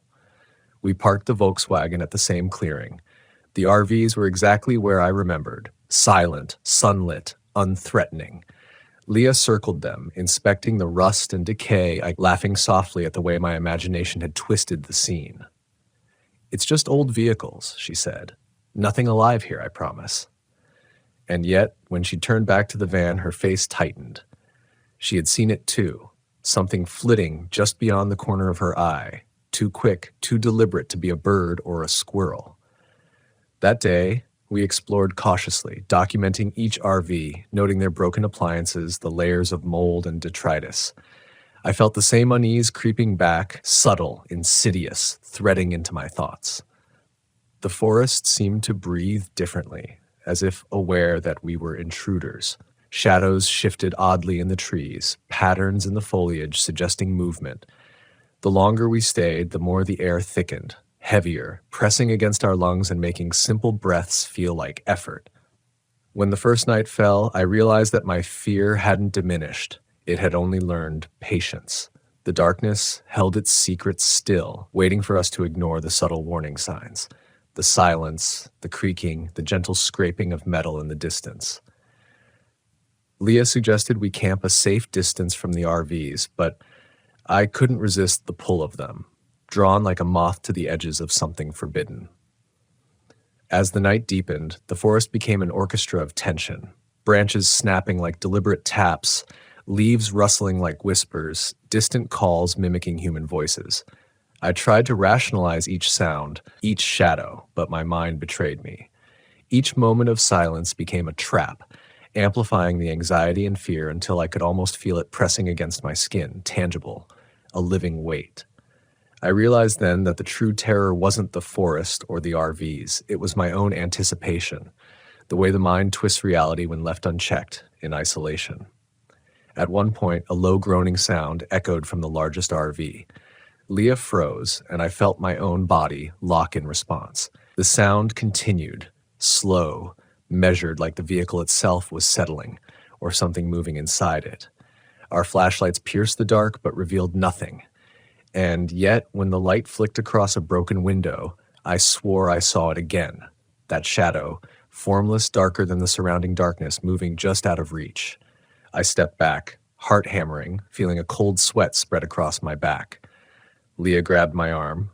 "Maybe we shouldn't be here," she whispered, but even her voice, meant to comfort, trembled with a hint of the fear I knew she couldn't fully hide.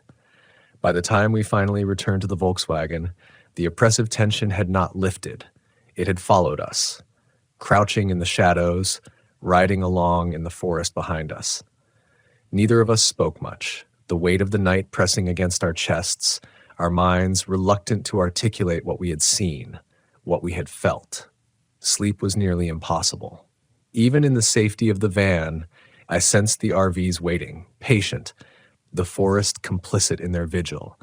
And somewhere deep in the back of my mind, I knew the lesson this place offered, that fear is as much about perception as reality, that the unseen can influence the seen, and that curiosity is a blade that cuts in both directions. When dawn finally broke, soft and pale, the RVs returned to silence, the forest to normalcy, and I understood that the horror of this place wasn't meant to strike like a predator. It was meant to linger, to teach patience, humility, and respect for the spaces we trespass into. I realized then that Volkswagen camping isn't just about escaping the world. It's about confronting the parts of it we don't understand, and sometimes the parts of ourselves we prefer to ignore. By the following week, I couldn't shake the compulsion to return. The forest, the abandoned RVs, the whispering shadows, they had lodged themselves somewhere in my chest, an itch I couldn't scratch, a memory that demanded action. This time, I drove alone again, the Volkswagen humming its familiar lullaby along the winding roads, tires crunching over gravel and fallen pine needles. I told myself I was going back for research, for closure, for understanding. But deep down, I knew it was something more primal. I needed to prove to myself that the fear I felt wasn't reality shaping me, but rather that I had the strength to confront it. The clearing looked different in daylight. The RVs, once sinister in the gloom, now seemed mundane, almost harmless. Yet, as I stepped out, the air carried a tension that felt alive. There was a stillness to it, deliberate, as if the forest had paused to watch me approach. I ran my hand along the rough metal of one of the smaller RVs. Flakes of rust fell onto my palm, and the faint metallic scent lingered. The windows were more cracked than I remembered, but I thought I saw faint markings, almost like scratches that weren't there the week before. I shook my head, convinced my mind was weaving stories out of nothing, yet the instinctual knot in my stomach refused to loosen. As the sun dipped toward the horizon, I set up near the Volkswagen, far enough from the RVs to maintain a semblance of safety. But as twilight fell, shadows stretched long and uneven across the clearing. The forest's noises changed. The wind carried more than pine scents. It carried something deeper, musky, almost acidic, like decaying leaves mixed with iron. And then came the subtle creaks, low and rhythmic, as if the RVs themselves were stretching, shifting slightly, imperceptibly in the dim light. I wanted to dismiss it as settling metal or old wood, but my instincts screamed otherwise. Around 9, I heard it, a faint scratching, soft at first, then growing louder, closer. It came from the largest RV, the one I had feared the most. My pulse spiked. I tried rationalizing, maybe a raccoon, maybe some other small animal seeking shelter. But the scratches weren't random. They were deliberate, patterned, almost like someone was testing the boundaries of the space within. My throat tightened. I wanted to call out, to insist that whatever was inside leave, but the sound had a gravity that froze my voice, a magnetic pull of dread I couldn't resist. Curiosity, dangerous and relentless, drew me toward the RV. My flashlight beam skimmed over the cracked glass, but the interior was impenetrable darkness. And then I saw it. Just a flicker, a shift of shadow that wasn't in line with the light's angle. It moved deliberately, fleetingly, then disappeared as if swallowed by the blackness. I blinked, heart hammering, mind spinning. The forest around me seemed to hold its breath. There was no rustle of leaves, no distant animal call, only that darkness inside the RV, patient, waiting, and unmistakably aware of me. I leaned closer, almost against the metal, whispering, "Show yourself." The words felt absurd even as I said them. The shadow responded, or maybe it was my imagination, but the darkness inside the window swelled, as if pressing outward, as if the RV itself had become alive. The scratching stopped abruptly, leaving a hollow silence that roared louder than any noise. My stomach lurched, and I stumbled backward, breath sharp in my chest. The forest air suddenly felt heavy, thick, each inhalation a labor, as though the unseen presence was testing my resilience, measuring my limits. I retreated to the Volkswagen, shaking, trying to convince myself that I had crossed a line where imagination merges with perception. I sat behind the wheel, hands gripping the steering wheel like it was a lifeline, heartbeat echoing in my ears. And that's when I heard the whisper, clear this time, unmistakable. It was faint, but it carried across the clearing with purpose. Leave. Not shouted, not aggressive, just a warning, soft and deliberate, as if the RVs themselves were speaking through some unseen conduit. I swallowed hard, feeling the weight of unseen eyes on my back, and I realized I couldn't ignore it any longer. But even as fear pressed against me, I felt a pull, a compulsion to understand, to see more, to push the boundaries of what I believed possible. I stepped out again, flashlight trembling in my grip. The clearing seemed different in the night's half-light, shapes twisted in the corners of my vision, shadows coalescing into forms that were never there in daylight. I circled the RVs slowly, noticing details I had missed before, deep gouges in the metal, patterns in the grime that almost looked like symbols, and faint, almost imperceptible scratches that traced from the ground up toward the windows. My rational mind scrambled, searching for explanations. But each logical reason I conjured felt thinner, more fragile, as though it might shatter under the forest's oppressive scrutiny. Then the largest RV groaned, not the groan of settling metal, but something more deliberate, something alive, slow and resonant. I froze, every fiber of my being screaming to leave, but something deeper urged me to stay, to face the unseen. My flashlight flickered, and in that instant, I saw it, a shadow detaching from the far corner of the RV's interior, moving, stretching, an intangible form with no clear edges. My throat constricted, my legs moved backward, but my eyes couldn't tear away. It hovered, ephemeral, like smoke taking a shape that almost made sense, yet never fully formed. Panic began to surge. My mind raced, heart thundering. This wasn't imagination. This wasn't a trick of light or shadow. Someone was inside that RV, aware of me, watching me, testing my resolve. I stumbled back, tripping over roots, barely maintaining balance, adrenaline burning in my veins. And then the whisper returned, more insistent, closer, surrounding me. Leave. I didn't hesitate this time. I ran, bare feet pounding the forest floor, the Volkswagen looming ahead like a fragile sanctuary. The clearing behind me seemed to shiver, alive in ways I couldn't comprehend. I didn't stop until I was inside the Volkswagen, doors locked, engine running, hands shaking on the wheel. The forest behind me remained silent, unnervingly so. It wasn't over, I knew that. The presence lingered, patient, waiting. Even as I sped down the winding road, every reflection in the rearview mirror seemed to twitch, every shadow along the roadside stretching just a little too long. My mind replayed every sound, every flicker of darkness, every whisper until exhaustion finally claimed me hours later in a roadside rest area. In the days and weeks that followed, I tried to rationalize what I experienced. I pored over forums, scoured maps, researched local legends, anything that could explain the uncanny activity. Some stories hinted at forest spirits, abandoned campgrounds haunted by travelers who had vanished decades ago. Others pointed to the very human fear of isolation, amplified in silence and shadow. I realized the truth likely lay somewhere in between, and that my fear, though terrifyingly real, had been fueled by both the environment and my own fragile anticipation. And yet, I knew I had learned something essential. The forest, the abandoned RVs, the whispers and shadows, they weren't meant to harm, not directly.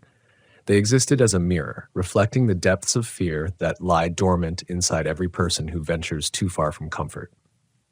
The experience taught me caution, awareness, and respect for the spaces we enter. More importantly, it reminded me that fear isn't just a response, it's a teacher, and only by confronting it can we truly understand the limits of our courage. Driving home in the Volkswagen, I felt a strange gratitude for the experience. The forest hadn't broken me, it exposed me, made me confront my own perception, my own instincts, my own vulnerabilities, and I knew, with a certainty that only comes from staring into the unknown, that I would return someday. Not recklessly, not blindly, but with respect, with preparation, and with the understanding that some places, though terrifying, are invaluable for the clarity they offer. Weeks passed after that night, and life in the city felt strange, almost unreal. The noise, the lights, the crowds, it all seemed to blur together, lacking the clarity and intensity of the forest. Yet every time I closed my eyes, I could feel it again. The presence in the abandoned RVs, the weight of the darkness pressing against my chest, the whispering warning that had become etched into my memory. It wasn't a memory I could dismiss or a fear I could shove aside. It had transformed into a quiet awareness, a lesson lodged in the marrow of my bones. I realized then that the Volkswagen wasn't just a vehicle. It was my bridge to those liminal spaces, a vessel for confrontation, for testing the limits of courage. Months later, I returned, once again, under a waning autumn sun. The forest had changed with the season, the pine needles crisp beneath my feet, the air colder and sharper, carrying the earthy scent of decay mixed with frost. My Volkswagen, now a trusted companion of these journeys, rattled along the forest road, tires crunching over frost-hardened soil. I parked in the same clearing, but this time I felt different. I was no longer a naive wanderer testing my own limits. I had been initiated into the quiet, patient rhythm of the forest. The RVs were waiting, as they always seemed to, silent sentinels observing, patient, knowing. I approached them deliberately, flashlight in hand, but I moved with a calm I hadn't felt in previous visits. The shadows seemed to flicker in acknowledgement of my presence, shifting but not threatening. I traced my fingers along the metal of one RV, noticing the textures, the imperfections, the subtle way the forest had begun reclaiming them. I understood, viscerally, that fear is not always about running, it's about recognition. Recognition that some things exist beyond immediate understanding, beyond the grasp of rationality, yet demand attention and respect. As night fell, I camped closer to the RVs than ever before. The forest, alive with subtle sounds, the creak of wood, the whisper of leaves, the distant call of an owl, felt different this time. Not hostile, not threatening, but watchful. The air carried a sharp chill that pricked my skin, yet I welcomed it, feeling more awake, more present than I had in years. The first tapping came, faint but deliberate, from the largest RV. My heart didn't jump this time. I stood, observing, letting the rhythm of the sound penetrate my awareness without panic, without the immediate impulse to flee. Then the whisper returned, soft, deliberate, aware. That single word, carried by the forest, resonated in my chest. I didn't scream, didn't move hastily.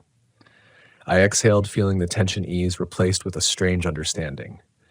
The RVs, the shadows, the forest, they weren't enemies. They were challenges, teachers, mirrors for the internal landscapes we seldom examine. I realized that courage isn't the absence of fear. It is presence in the face of it, recognition without denial. And in that moment, I felt an almost sacred connection with the place, as if the forest itself acknowledged my presence and granted a small measure of respect in return. I sat in the Volkswagen for hours, observing, listening, letting every sound, every subtle movement sink into me. The tapping continued in irregular intervals, the whispers brushing along my consciousness, but now I interpreted them differently, not as threats, but as signals, guides through the invisible currents of the forest's mind. Shadows shifted across the RV windows, forming shapes that once terrified me, now merely reminders of the unseen complexities of the world. My pulse, once racing in panic, beat calmly, aligned with the rhythm of the clearing and the VW's steady engine hum. Sleep eventually came, lighter and deeper than before, and when I woke, dawn painted the forest in soft golds and muted greens. The RVs seemed almost benign, their looming shapes softened by the morning light. I packed my gear slowly, savoring each movement, each sensation, aware that this departure was different. I wasn't fleeing from fear. I was leaving with it as a companion, a teacher, a reminder of boundaries and resilience. Driving away, I cast one last glance at the clearing. The RVs seemed unchanged, yet somehow wiser, more patient, as if they understood the growth that had occurred within me. Back in the city, I reflected on the lessons the forest had taught me. Volkswagen camping is more than an escape. It is a dialogue with the unknown, a confrontation with our own instincts, our own capacity for perception, and our own willingness to face discomfort without retreat. The abandoned RVs, dark and silent in the forest, taught me that fear is neither enemy nor failure.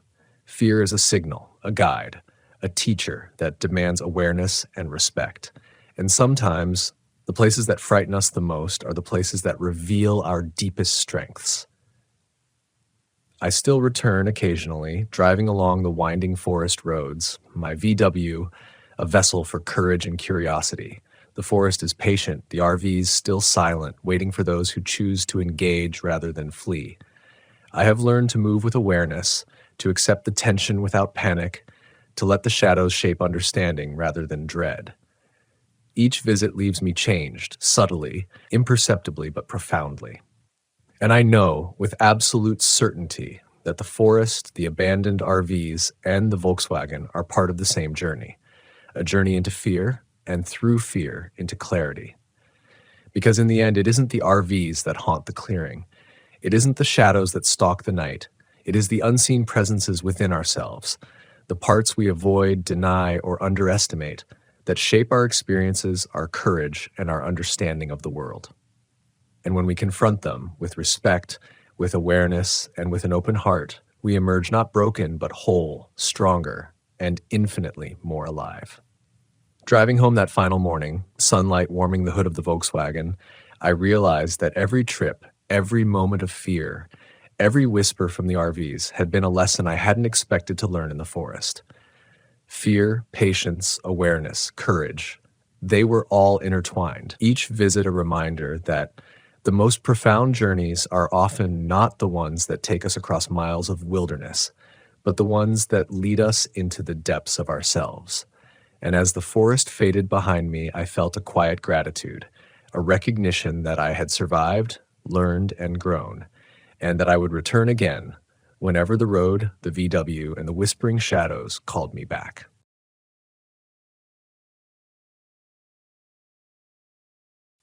I never thought silence could weigh anything on a man, not until the night I realized it could sit on your chest like a sleeping animal, breathing slow, patient breaths as if it were waiting for you to wake it. My name is Evan, I'm 36, and I've been camping out of my old Volkswagen for more than a decade. I've parked on cliffs above the Pacific, in deserts so wide they swallowed sound, and in forests so dense they felt like they had a pulse. But nothing ever pressed on me the way that lake did last October. It was a place called Kettlewood Reservoir, tucked somewhere between the forgotten edges of Montana and the kinds of roads that look like they were carved by animals rather than engineers. I'd heard about it from an older couple I met at a campground in Idaho, folks who swore the fishing was unreal, the stars perfectly mirrored on the water, the kind of spot that reminded people what quiet was supposed to feel like. I didn't tell them that quiet made me uneasy these days. I didn't tell them about the last time I camped alone by water, how I'd woken to the sound of something breathing near the van door. I'd convinced myself it was a deer, maybe an elk. But I'd never been able to shake how human the rhythm had sounded, or the way the van's metal had lightly flexed, as if something leaned on it. So maybe that's why I drove to Kettlewood in the first place. Maybe I wanted to prove my nerves were just nerves, and not instincts I'd ignored for too long. The road curved around the reservoir with a lazy confidence, like it wasn't hiding anything. Pines clustered thick along the shoreline, their dark reflections rippling on the water with every breeze. When I arrived, the sun was low, drawing long fingers of orange light across the surface. Beautiful, sure, but there was something else too, something I couldn't name. The lake looked like it was holding its breath. I parked in the clearing closest to the water, a simple pull-off, nothing marked, just dirt, pine needles, and a slanted view of the opposite shore. No other vehicles, no boats, no campers, just me and the Volkswagen humming its old familiar clicks as the engine cooled down. I stepped out, stretching my legs, and breathed in air that smelled like sap and cold rock. But beneath it was another scent, damp, heavy, older than the lake itself. I brushed it off as stagnant water. I didn't need to borrow trouble from my imagination this early in the trip. I set up camp slowly, letting my mind ease into the evening. Folding chair out, lantern hung, small fire built but not yet lit. I walked a few feet down to the shoreline, letting the edges of my boots skim the water. It was colder than I expected, sharply, urgently cold. The kind of cold that climbed bone deep in seconds. The kind that shouldn't belong to a lake that had been drinking sunlight all day. That was the first moment I felt it, that whisper of instinct that told me something wasn't right. But I've spent years teaching myself to ignore that voice. You camp long enough, you become your own worst storyteller. Every twig snap becomes a cougar, every rustle a bear, every gust of wind a stranger. So I pushed it down. Hard. Still, as the sky dimmed, the lake's surface took on a strange sheen, like someone had stretched a thin layer of oil across it. I parted my lips to say something aloud, then stopped. Who would I be talking to? The trees? The reflections staring back at me? I returned to the van and lit the fire. Flames snapped high, eager in the dry wood, and for a moment the warmth washed the chill off my skin. I cooked a simple dinner, beans, sausage, and the last of a loaf of bread I had picked up at a roadside bakery. As I ate, I listened. I didn't mean to, but that's what happens out there in the wild. Your ears grow bigger, your eyes adjust, your instincts wake up even when you swear they're sleeping. The forest wasn't completely silent. Pines creaked, branches swayed, something small skittered in the brush, but it all felt rehearsed, as if the world around me was pretending to be normal, like a man trying to whistle casually after witnessing something he shouldn't have. I should have trusted the feeling. It was near 9 when I saw the first ripple. Not big, not dramatic, more like a fingertip tracing the water's edge. I stood from my chair, squinting toward it. The moon was rising behind me, scattering silver light across the lake. The ripple moved again, slow and smooth, drifting away from shore. Fish, I told myself, but I'd been fishing my whole life. No fish I knew moved in a perfect straight line for that long, especially in still water. My blood tightened a little, the way it does when you hear your name whispered in a place no one else should know you're in.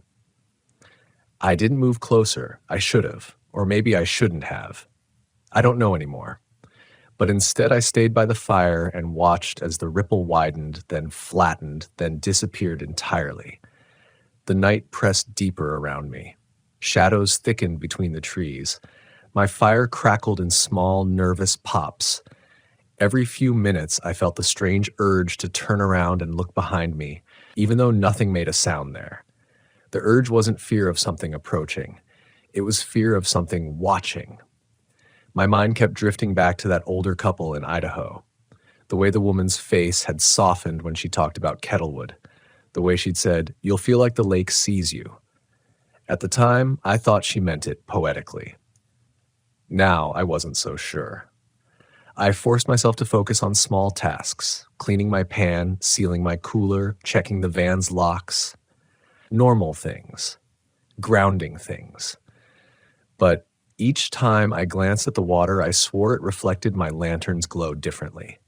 Too bright, too narrow, like the light was bending around something I couldn't see. By the time I crawled into the Volkswagen for the night, the air outside had grown thick, heavy enough that breathing felt slightly effortful. I cracked the passenger window an inch, letting in a sliver of cold. Normally, I'd listen to music or a podcast to fall asleep, but tonight the silence felt like something I needed to monitor. Like turning my attention away from it would give it permission to shift. I lay there, staring at the van's ceiling, listening to the soft ticking of cooling metal. Sleep hovered, but fear hovered closer, and then came that smell again. The damp one, the one that felt too old, too heavy to belong to a lake. It drifted through the cracked window, curling around my face, seeping into my lungs. I held still, completely still, and in the next second I heard it, something touching the outside of the van, not scratching, not brushing, pressing. A slow, deliberate push against the metal just below the window, not enough to dent, just enough to announce itself. My throat tightened. For several seconds, I breathed only through my teeth. Something was leaning on the van, and it knew exactly where I was. I didn't move. I didn't breathe deeply. I didn't dare. When something presses its weight against your van in the middle of the night, it strips the world down into two pieces, whatever's outside and whatever's left of you on the inside. Instinct told me not to make a sound, not even a whisper of fabric against fabric. So I stayed there, frozen, eyes wide open in the dark, listening as the metal beneath the window creaked ever so slightly under the pressure of something leaning in. At first, I told myself it had to be an animal. A bear, maybe. A moose wandering close. But even as the thought formed, it didn't settle right in my head. Animals don't press like that. They nudge, they bump, they scrape. This was different, intentional, curious in a way I had no frame of reference for. The Volkswagen vibrated softly, like a heartbeat that wasn't mine pulsed against it. I swallowed, painfully aware of how loud my pulse sounded in my own ears. The smell drifting through the cracked window grew thicker.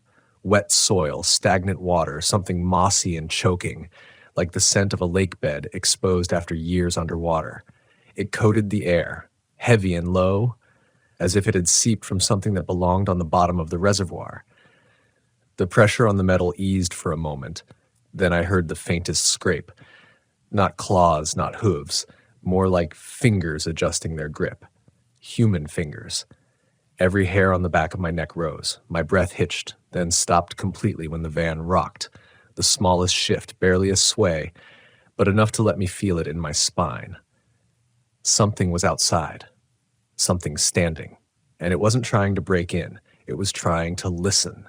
I didn't know how long we stayed like that, predator and prey in an awful stalemate. 10 seconds, a minute, 5, time became syrup. And in that syrup, I remembered what the older woman had said in Idaho, that the lake saw you, that it remembered. A hollow, cold thought followed. What if something in that lake didn't just see you? What if it came to check? I considered grabbing my flashlight, but even that small shift in weight felt like it would scream through the metal. So I just watched the darkness, keeping my breathing shallow, waiting for anything I could recognize, footsteps, huffs of breath, the shifting of a large animal. But what I heard instead was nothing. Not silence. Absence. No birds, no insects, no rustling branches. Even the water outside had gone still. Then, just as slowly as it had come, the pressure on the van released. The metal sighed lightly, the sound impossibly loud in my ears. Something shifted its weight away. Gravel whispered under it. Then, another step, a second one, moving toward the lake. I turned my head the smallest fraction toward the window, not enough to cast a silhouette, but enough to widen my field of view. Through the crack, I saw only shadows and faint moonlight on water. Whatever had moved was gone from the frame, but the lake wasn't. And that was the moment I realized the surface wasn't smooth anymore. It rippled, small circles, dozens of them, like raindrops hitting it, though the sky above was clear. The circles pulsed outward, then vanished, replaced by new ones in strange, organized patterns, not random, not natural, as if something beneath the surface was adjusting itself, rising or sinking, waiting. I didn't sleep, not a second. I stayed awake until the sky finally began to pale in the east, the first signs of dawn peeling the shadows away from the forest. Only then, when the shapes outside my van felt anchored again to the world I understood, did I unfreeze enough to move. My back cracked when I sat up. My neck ached like I'd been holding tension for hours, which I had. I rubbed my face, trying to ground myself, but the moment I inhaled, I knew the smell was still there. Fainter, sure, but not gone. It clung to the air like a warning. But I slipped out of the sleeping bag and carefully opened the van door. Morning light poured in and washed over me in a cold, gentle sweep. The lake looked normal again. Too normal. Mirror still. Bright. Innocent. That bothered me more than anything. I crouched beside the van and brushed my fingers along the metal just beneath the window. I didn't see dents, but I didn't need to. The memory of that slow, deliberate lean was burned into my skin. Something had stood there. And it had listened. A part of me wanted to pack up immediately and leave. But another part, the one that brought me to places like this while dragging the weight of old anxieties behind me, whispered that running wasn't the answer. That maybe I needed to understand what had stood outside before it followed me into another campground, another night, another moment of weakness. So I stayed, for now. I walked down to the water's edge, boots crunching over cold gravel.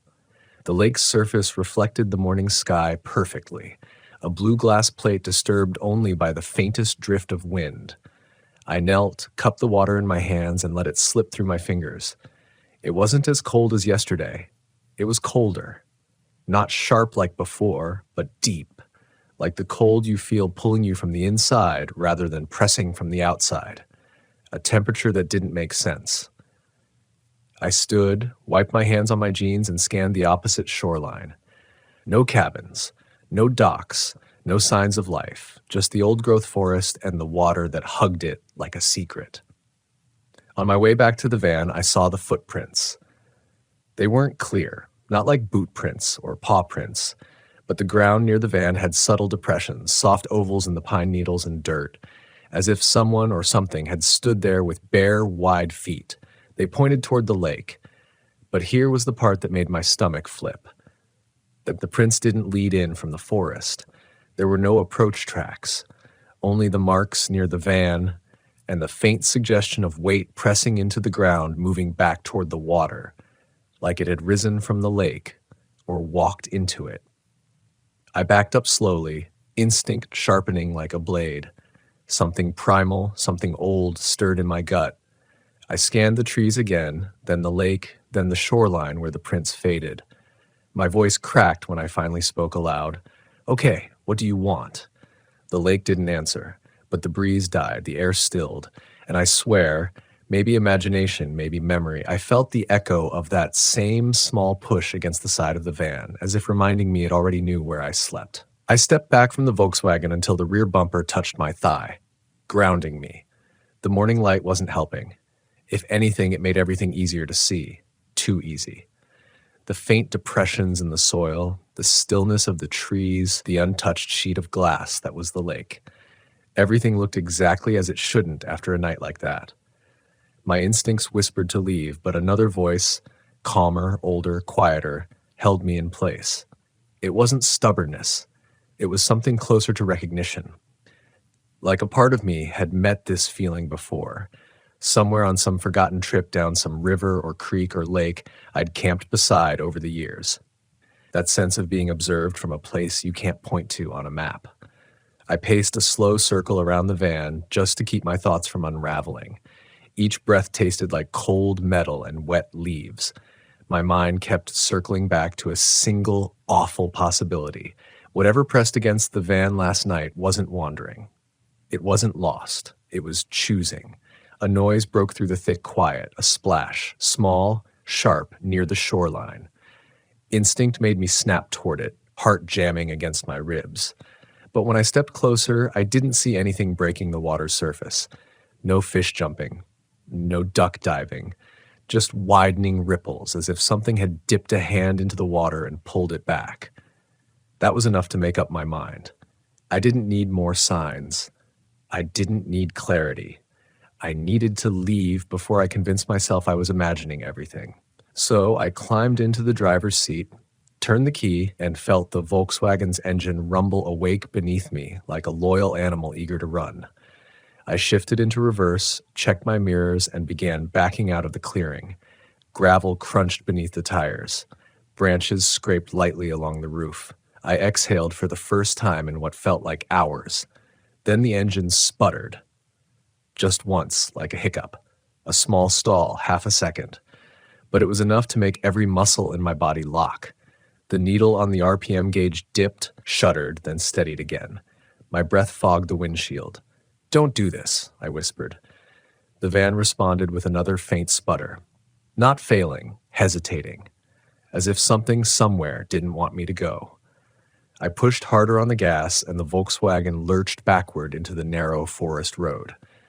The engine steadied, picking up confidence again, and for a moment I allowed myself to relax. I made a sharp turn between two leaning pines, branches brushing the windows. The lake slipped out of view behind me. I didn't look back. The dirt road hugged the water for another half-mile before connecting to a larger gravel path. My plan was simple.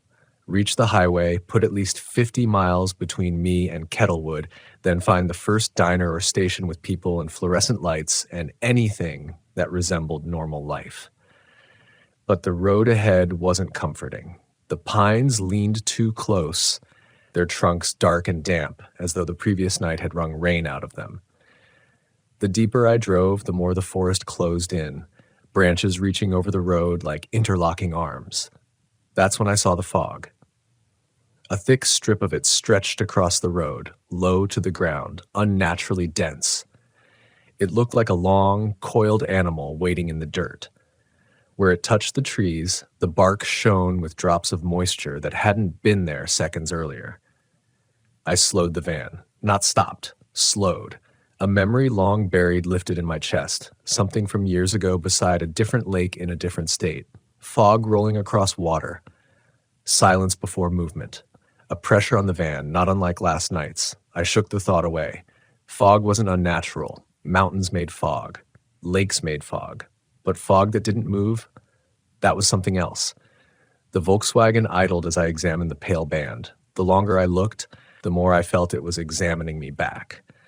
The scent wafting from it was the same as the one from last night. Lake bed rot, cold algae, something ancient and waterlogged. Something in me screamed to reverse and take the shoreline road back toward camp. But that was the last direction I wanted to go. So I did the only thing that didn't feel impossible. I drove forward. The tires rolled into the fog. Immediately, the air inside the van chilled, frosting the edge of the windshield like winter fingers pressing outward. My breath puffed white.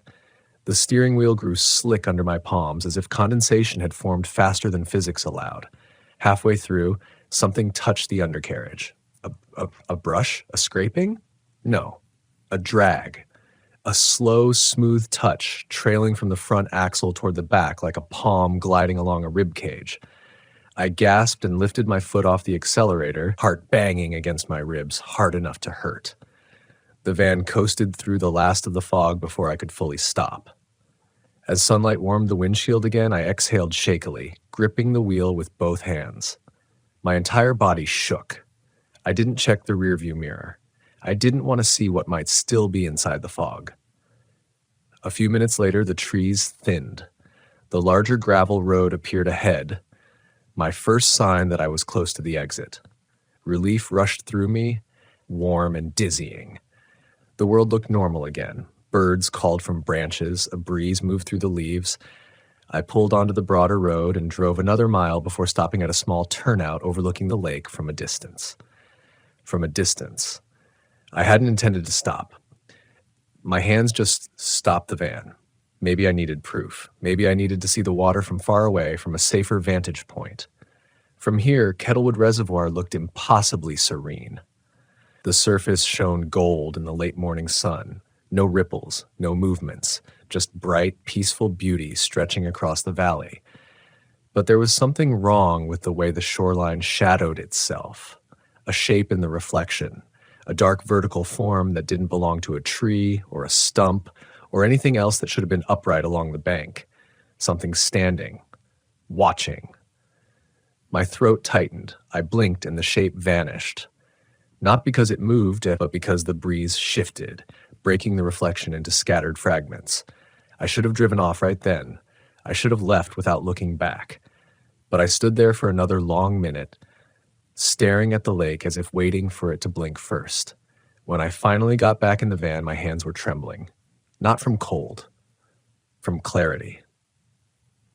I had to accept what instinct had been trying to tell me all along, what I'd been denying for years across 100 campsites and 100 nights alone in the wild. Sometimes the things we feel watching us in the dark aren't memories or paranoia or childhood fears resurfacing. Sometimes they're real, and sometimes they come closer. As I drove away from Kettlewood Reservoir, the forest slowly widening, the road smoothing into something familiar, I let myself feel the truth I'd been avoiding. The knowledge that fear isn't always a sign of weakness. Sometimes it's a warning. Sometimes it's survival. And sometimes, if you're lucky enough to listen to it before it's too late, it reminds you of something important. That these wild places, as beautiful as they are, don't belong to us. Not really. I reached the highway with the sun at my back, the Volkswagen humming steadily beneath me like nothing had happened. But as I merged onto the open road and put miles between myself and Kettlewood, the faint scent of the lake still lingered in the vents, damp, heavy, clinging in a way that made my skin crawl, as though something had pressed close enough to leave a piece of itself behind, as though the lake wasn't done watching. And for the first time in my life, as I drove toward the safety of civilization, I found myself staring at every body of water I passed. Rivers, ponds, streams, not with the curiosity I'd always cherished, but with suspicion. Because now I understood that some lakes aren't places you visit. They're places that visit you. And some of them don't let go just because you drive away.